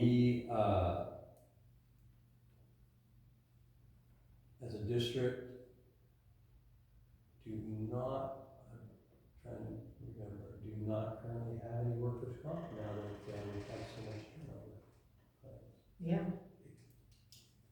Bill might still have a little lingering thing from the car accident. He had gone in for, had his neck checked out. I think that was acted out. We're done. So this hopefully will go down. Go into another, a more premium pool then for the workers' comp, so rates would be reduced. It's quite possible. So a couple of just things I need to mention on this one. The next one. As I think I reported to you, we've had quite a few complaints from our employees about our dental plan. So we, when we did the retiree medical HRA and we used Keenan and, American Trust, Keenan is kind of an insurance oversight. I said, hey, can you go and see if you can get us, some decent dental and vision coverage? And so they went and checked around and they found something with Humana. So we're actually gonna get better coverage for less price. So even though I've kept it at the same cost, the actuals may be. 2,000 to 3,000 difference. Yeah. Okay. The CalPERS health insurance, Yeah. pretty close, but it's just really hard to know with our new mix of employees in the coming year. But if you look at our third quarter, you know, we're running pretty close to what this number's gonna be. We were at 164, 165,000 at 9 months. So if we experience something different, we can modify that to 6 months, would be my recommendation. The big thing that has not been tracked by the district is 51,442. It's all been lumped in with the CalPERS retirement contribution. And that is that unfunded actuarial that they every year give us some amount that we're supposed to come up with. Mm-hmm. Last year it was close to 100,000, so I just put in 100,000 there, we can change that, we can get rid of it, we can, whatever. If they're gonna bill us, we ought to have. But we don't know, they have not billed us, they are supposed to send us a bill by the end of May, because they know everybody's budgeting on a fiscal year. Right. I've asked, Melissa to get some information on this one. I will tell you the line above it, which is the retirement contributions from the district, so that's the district's, obligation for the 7.68 pension contribution that we're required to put in, plus the one employee that's a classic, that's 14% the district's responsible for. So all of that, I have basically a spreadsheet of all of the highest potential salaries and our total pension obligation, which comes up to be 80,000 of that. So Obviously, my concern with all of this section is, I thought by getting rid of the OPEB and all of that mess, that we would actually be saving money. And is it really just down the road we're gonna be doing all that savings? So we're not just gonna, cause we're actually budgeting 130,000 more than the budget from last year. Yeah, well, first of all, as I think I tried to explain, and it's hard, we really do not see an immediate benefit to the OPEB fix. It's really the projected hundreds of thousands of dollars of liability reduction Are gonna take about time. 18 months from when we implement. Yeah. So we really won't see that until we get our next OPEB report. So It's also gonna help as some of those retirees age out. yeah, age out of the system. So, you know, on our bottom line employee benefits at the 9 month, we were running at 295,000.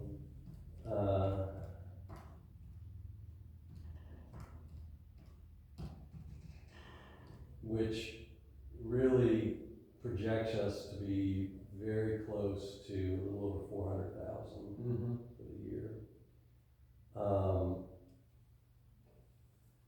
So I think the main difference, Director Fix, is this CalPERS actuarial liability.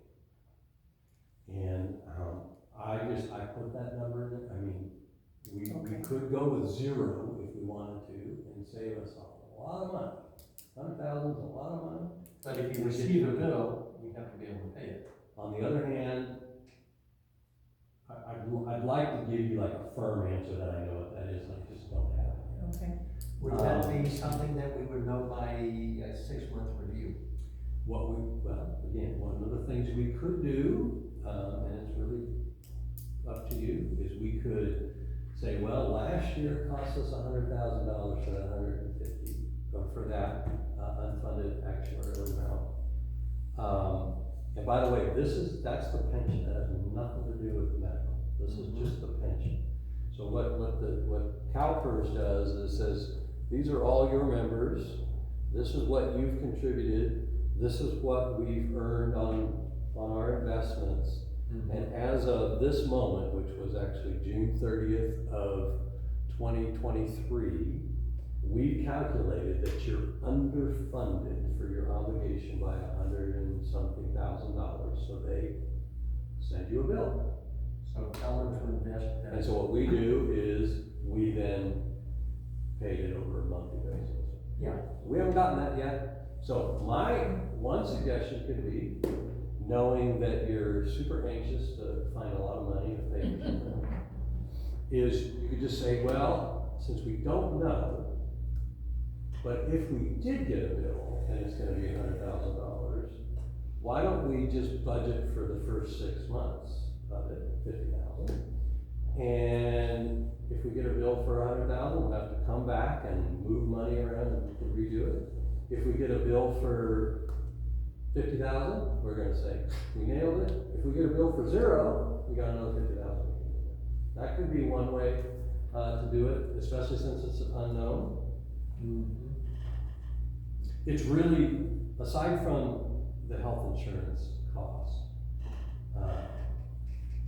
that's the reason why this one is so significantly more than last year. Yeah. Right. And the retiree health benefits are gonna change too. Well, but that's the next one, 51,600, those, I'll just quickly explain. Remember, when you go to the required minimum, what we get billed from the CalPERS health insurance is the $157 per retiree. So now, all of that obligation goes from the insurance, so that's why it's 15,000 on the retiree insurance, and the direct goes to 90,000, Right. because we're It's just putting it in their HRA. And that, I would say, is pretty darn accurate, what it's gonna cost. We're basically paying now so that in the future we are relieved of that. Can we go back up to 15445, the Medicare district cost? Cause we don't have anything from last year in that category. Yeah, this is, I'm not really sure what is going on with our bookkeeping, but we are paying our share of the Medicare costs, which is 1.45%.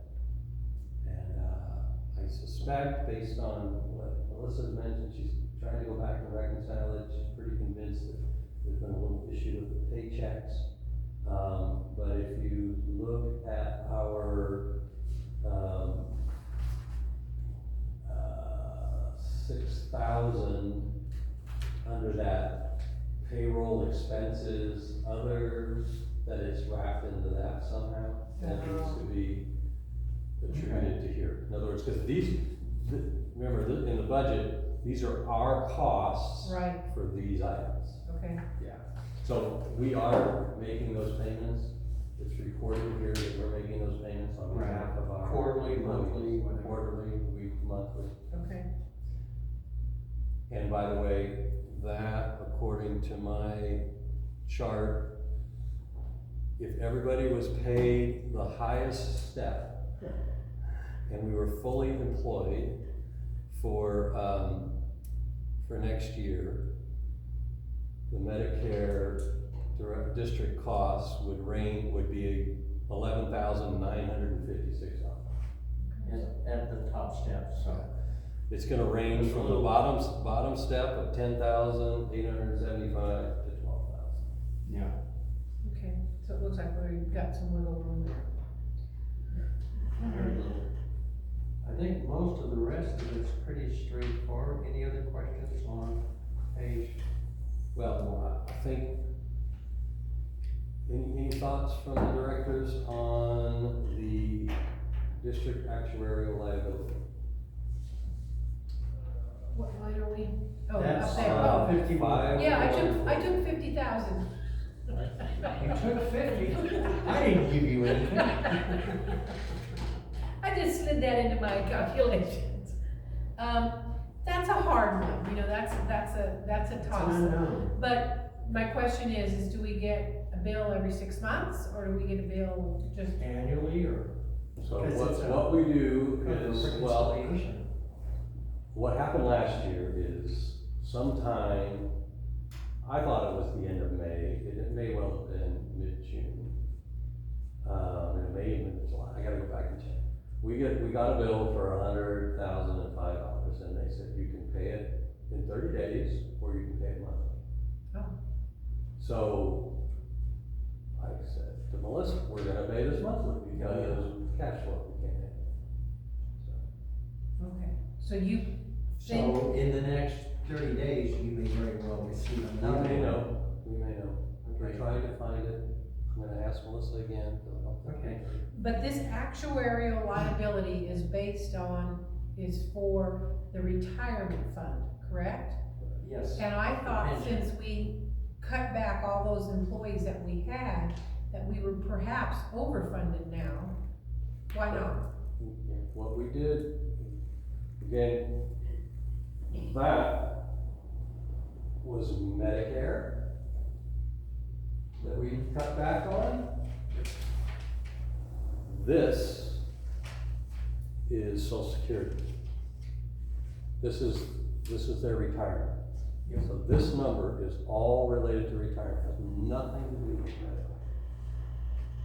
Okay. And understand, we've been. So paying our wait. So we pay. Oh, okay, I had it mixed up again. That's okay, I know, I got headaches over this too. That's why I don't mind restating it, because I'm just getting it clear in my mind.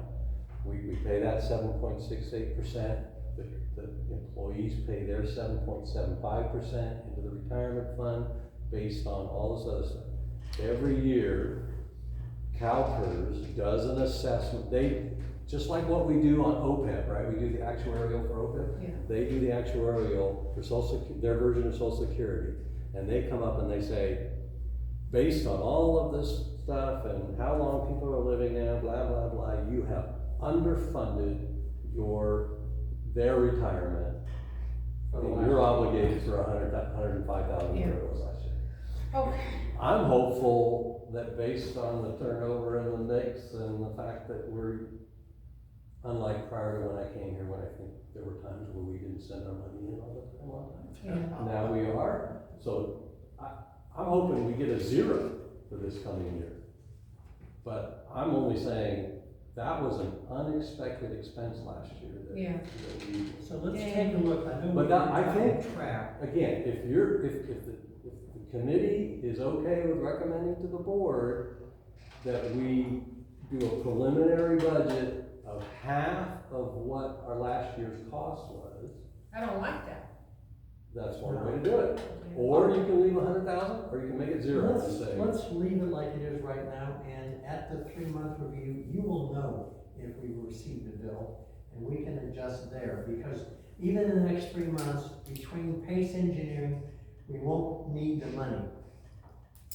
And if it's a source, then we'll be able to say, look, we can pull 70,000 from it and put it in then, because by then it's a known. Yep, I crossed it off, darn it. I mean, Okay. either way, it's painful. I don't think there's much change on all the rest of this stuff. No, there I isn't. mean, it's pretty much tracking. Just going down to 53030, the chargebacks, not installation funds, county funds, whatnot. I just, that's where I was wondering if we couldn't reflect that, or what is the appropriate portion back into the income side. That's 6,000 there. I don't know if it all would go there because of refunds and whatnot. Though most account refunds would be the deposit that the customer has paid in already. Yeah. First of all, I think when we get billed for NSFs and other things, we don't always get it back from people. True. Yeah, I know. It's like a lot of the 1081s. If there's only really 43 and they're showing up as 39 of them or more on the 90-day out non-payment, you know, maybe it's time to look into leaning those properties. Well, yes, and I think we might have finally gotten ahold of the right person at the Shasta County. County does that, and if I remember reading up on it, it had to be done in the fall. Yeah. Prior to when they put out their December property tax. Yeah. And then you could annually update the amount or whatever. Well, we may need some legal help on this, but yes, there's a way in which you get it on there, and you also get it on there so that you don't have a set number. It has. Right. Page 5. The payroll expenses. Let me just, so Looking. for the GM, again, we had it at 150,000, which is obviously slightly less by contract. My contract is $140,080. Currently, the plus the car allowance is put in there. So this is again sort of the conservative budgeting. This would include if the board in October gave me a 3% pay raise. Reasonable. Well, that's what the employees are getting in July. 3.2 COLA. They're getting 3.2. Obviously, that's a board decision that they can not make or make in October.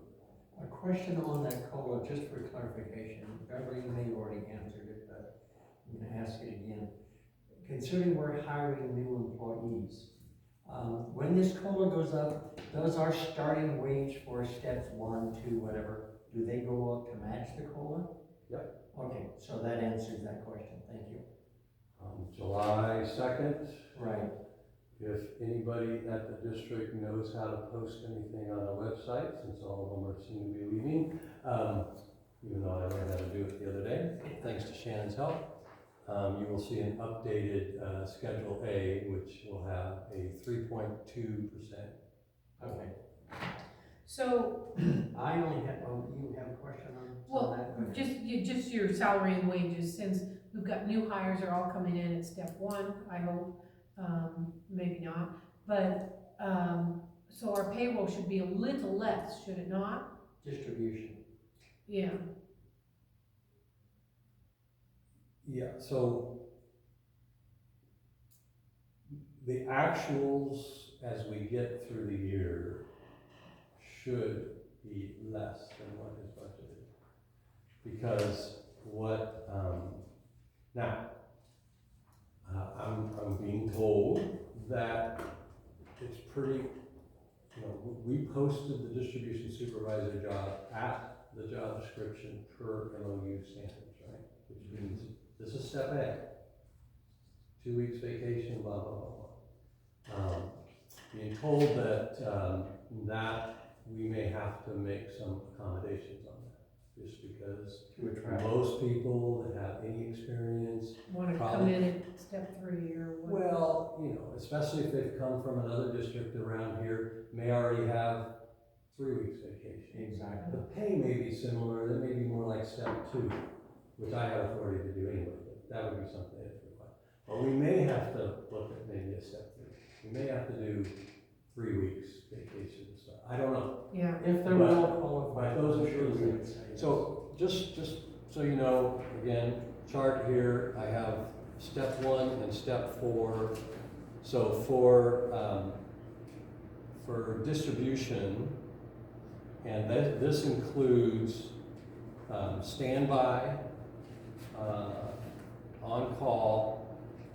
well as an estimate of overtime.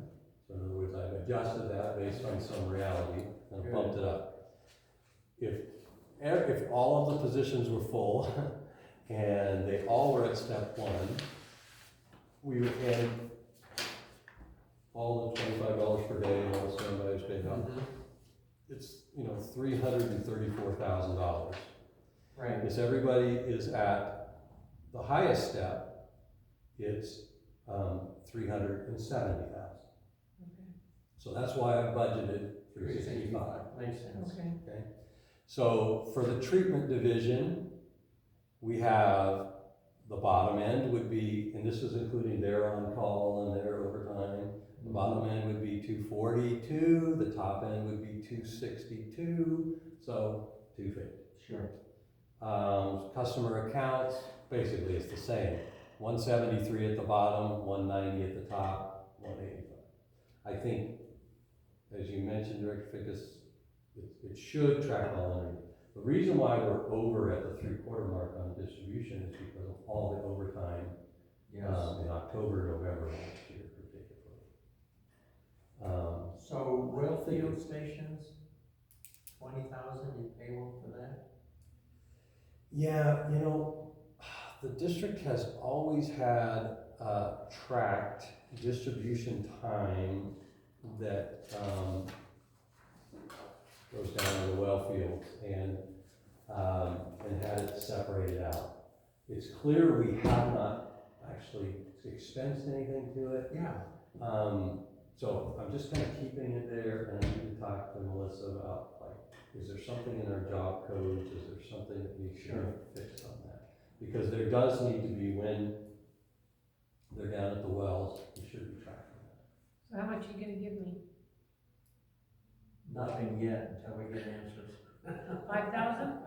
Nothing You yet. budgeted 15,000 last year, I think, 20,000, the Oh. same budget, I'm Yeah, just it's the gonna same. budget 20,000 but for we it. did 0. And what are we doing down at the well fields?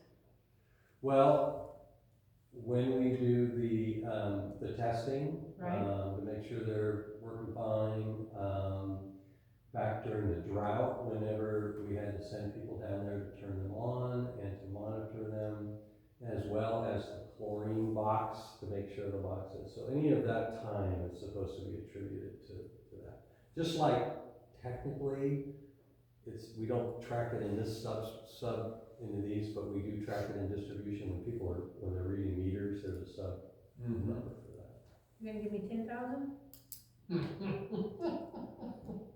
I think you should just keep it as it is for now. Let's see after 3 months or 6 months, since we're not gonna be spending the money for the train until then anyway, then we can take another look at it. But if the two of you wanna make it 10, we'll make it 10. No, let's leave it. I'm not gonna give her this one. Um, She's gotten so many. I've only got 146,000, that's all I've got. That's okay. That's half of it. Okay, so again, the designated to reserve, so the filter plant, all the way through the Winnack Reserve, the 330, that's really for budgetary purposes, to back out the revenue up above, that's designated. These are things that show up on your balance sheet, I think Right. Melissa's explained all that to you. The same thing on the bottom ones, but these are not necessarily balancing out, so these numbers are coming out of your general revenue. So again, operating reserve, 4.1% of usage, so that is how much if we actually got 110, or whatever the usage rate was that we're budgeting for, the 2,200, the 505,000, Right. 4.1% of that. And the capital improvement modernization reserve, which is 1.8% of the base rate. So in other words, if we get the 1.76 million, then 31,680 will go into the capital improvement and modernization reserve. And under your list of reserve balances, is the capital improvement modernization the same thing as expansion modernization, the 125,949? Off of the balance sheet? Yeah, I believe. Yeah, okay. All was trying to see if we were matching up, and you're proposing that we add to that 31,680 this year. Yeah, This I would, coming fiscal year. yeah, I would assert that, based on, the rate study, I'm obligated to put this. Oh, yeah, absolutely. $10,000 that goes into the emergency fund reserve, that's available. So Yeah, that's, 7,165 for fund balance, that's also available. So that's basically, 161, yeah, this, 162 maybe. so the 75900 discretionary fund balance reserve. So I think I mentioned this last time, but it's been a year. Anytime you put together a budget, you've got your revenue and you got your expenses, your bottom net ordinary revenue should be 0.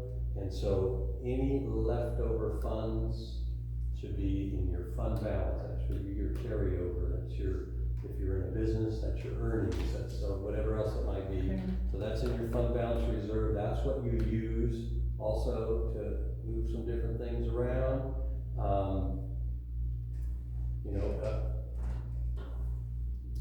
One suggestion could be the money that this adds up to, whatever we've come up with here, is you can put it into that. Yeah. Balance it out, and then that you can say, okay, we're gonna move 100,000, whatever the number is, out of that, and we're gonna move that into this capital project.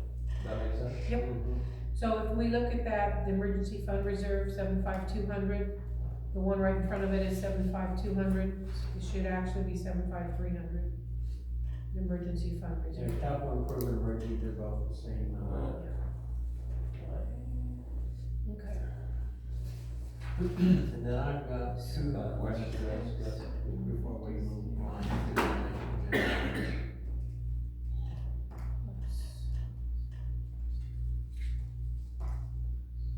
You might be able to put about 164. Yeah, 163.6, yeah, under 164. Not bad. If they approve it. Yeah. So whatever those changes are, you're gonna see, I think what I might do is move that 7165 into the emergency fund reserve, and put the total of what we've changed everything at that discretionary fund balance, that way you know exactly what that number is. Okay. Or actually, what Yeah, I'm I think gonna do so. is I'm gonna let the Excel spreadsheet figure it out, because I just fumble fingered it around, I think it's gonna become 145,000. I mean, again, we've gotta give the whole board the old numbers and the wish list numbers. So, So you, well, let's wait on that. What were you gonna ask? two questions on that. One, were we able to recapture from the OPEB trust fund that money that we paid out the employees, you were going to apply to them for reimbursement? We have applied for reimbursement. We have, received acknowledgement that the reimbursement is correct and that they, will be dispersing the money. I do not believe it's been, All right, but it's in process. yet. I mean, we've encouraged them to get it here before the end of the fiscal year so that we can make sure the books are balanced and that Good. funny things. And the second question is, a better understanding of the criteria for using the state loan reserve. What can we use that for? That has, just over 60,000 in it.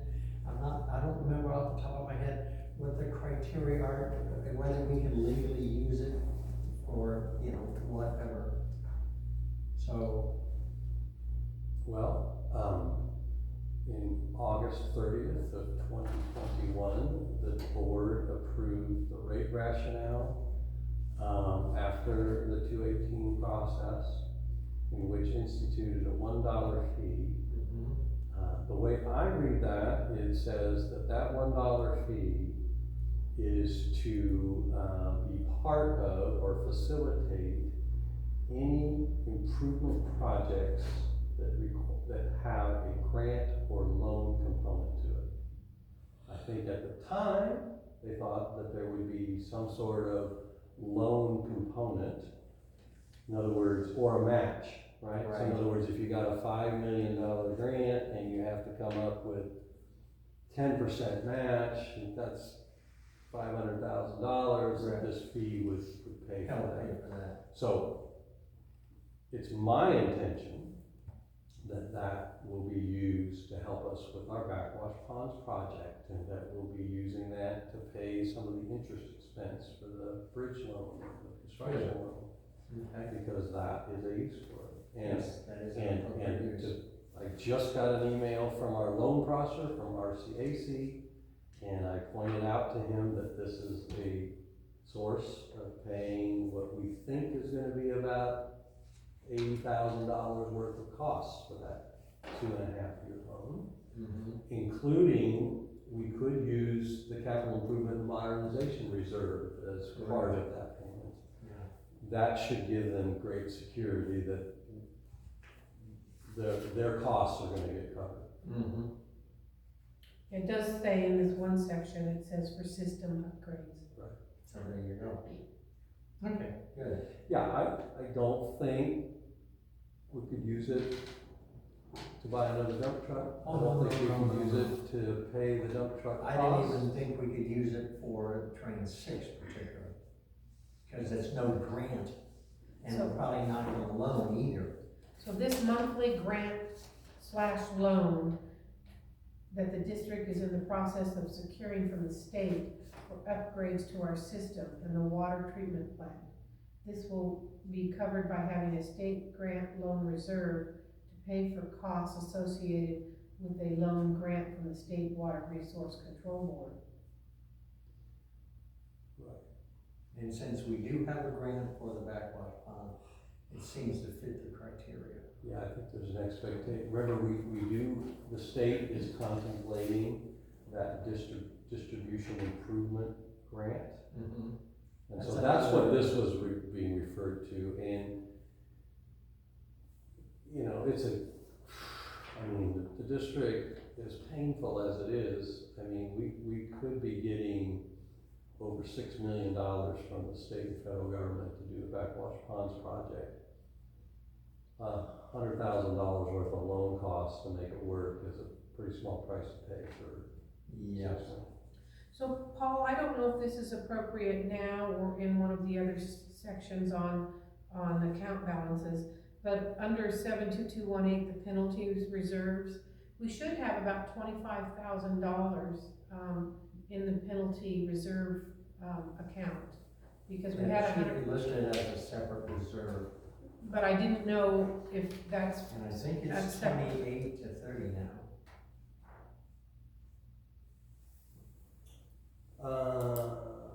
because if you look at the, the next item, which is the account balances, it's not even listed there either. Well, that's because we don't have that as, and it's in the reserve policy as well. It's not a separate account, it's just an accounting amount in the general checking. Correct, sorry, That's okay. okay. I do not recall actually how much is in there. I'm not sure how much is actually in there.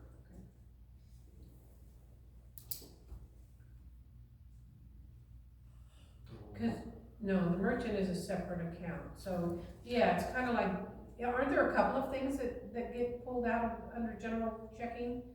There's more than one item, right, more than the penalty? I thought there was something else. So maybe we need a little subcategory on that, so we know. That'd be helpful. Yeah. Are you ready to just take a quick look at these? Yeah, Just go Yep. through just for it. your purposes, so that you know kind of where we are with all of our accounts. Not a whole lot of change. I will say that ACH from, the county was after this May 1 report, so, general checking is a little healthier. You can just see kind of the growth in some of our other reserve accounts. Mm-hmm. at some point in this coming fiscal year, we gotta resolve the bottom two. Yes. My understanding, and I was pulled aside by somebody at the JPIA meeting, hey, we need to audit and reconcile the car fire account. So that was when the car fire came through, our insurance, JPIA, they asked somebody here, how much you think it's gonna cost to do some fixes? Somebody said 500,000, they wrote a check for 500,000, it got stuck into this account, a bunch of stuff was done, like fixing the eaves and other things, and that's how much is remaining. And so what they were supposed to, within 5 years, audit it, make sure everything's good, and then we would return whatever we didn't use. I really don't know, the car fire backwash ponds project, I really don't know why there's 15,000 in there for that. And why we couldn't use it for the upgrades. I think they said that's why, because it was an upgrade, it Yes. wasn't from the fire. But yeah, I know. So, I don't really know. So we have that money sitting off to the side. And Well, we'll have to I'm return it. pretty sure that was some FEMA money. Yes, that it was was. given to us. And I think we're just holding it because we know someday they're gonna get around to saying, We you want can't our spend money. that on an improvement, you can. Okay. At some point, obviously, we're not gonna need the OPEB employee contribution Right. account. So. The other thing that's in your pack, that wasn't sent to you, but sitting there, at our last meeting, we did go over the reserve, fund policy. Yeah. You all had made some, input into that. I've provided you a copy of it with some edits. It's not ready for approval or anything, but just so you to take home and look at and provide me with any more edits that you may want to do. The other thing is, even though it's on the agenda, there's not much to report, just to say that the banking RFP, the committee member that's been assigned to that, Director McVeigh, met with us. We reviewed 3 primarily valid proposals. There were a bunch of questions prior to Melissa going out on medical. She asked those questions since she's been back. She put them together. She put them in a spreadsheet. I handed it to Director McVeigh. We'll meet next week and we'll be before the board with a recommendation on June 5th. Go ahead, real quick. Back to the budget. So I'm gonna make some adjustments and some updates. The plan is June 5th, special meeting. We're gonna have 2 primary items. We might have a couple of consent items that we weren't able to get to in May, like our bills paid in April and stuff. So are you suggesting that this version and an updated version with the changes that we talked about be presented to the board, or just a version with the updated changes? I think the board, even though 2 of them will be able to view this discussion, I think we still need to have both versions.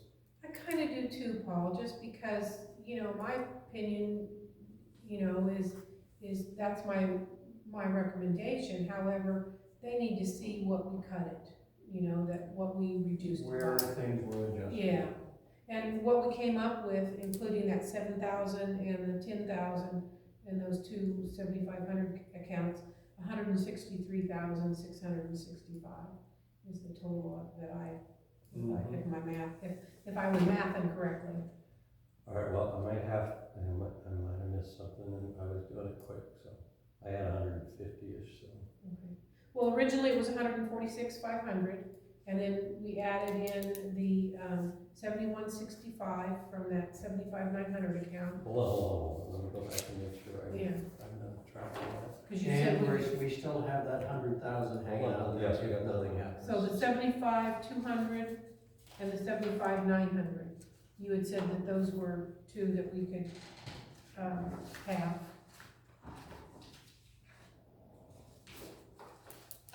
75,300. 75,200. 75,200. No, can't have that one. Oh yeah, now it's 300. See? Shoot. Yes. We got changed to 300. Ha! You found a typo, I fixed the typo, and you were stuck on the typo. I was stuck on the other. Okay, yeah, well, that's 17. Yeah. 165. Yeah, so that 163. I also wanna say I would agree that I would like to see the last year's, the proposed and what, so having the three. Oh, 3, last year's. Well, the current fiscal year is available online. Right, but like having the, But, yeah, we've got that on the right-hand column. yeah, but It's having last the, year's what budget. was your original projected and then We Beverly's won't touch that. corrected. I don't think I'll be able to have 3 columns, though. I think it's gonna have to be Separate sheet. Like a separate this, page. and Yeah, then what I'll have is A draft and a proposed. May 22 version or something like Yeah. that. That's what we thought. yeah. All right, good. Any That's other a jury. comments from the audience? Anything else for educators? I'm good. I'm serious, if you don't mind, not urgent, but maybe by June 5th, if you could I'll read it. write some Right. stuff on here. Okay. I'll do that. I know we've gone over it before, so I'll check to make sure what we had put on there before is there. Unless there's something else, it is 6:35 and this meeting is adjourned.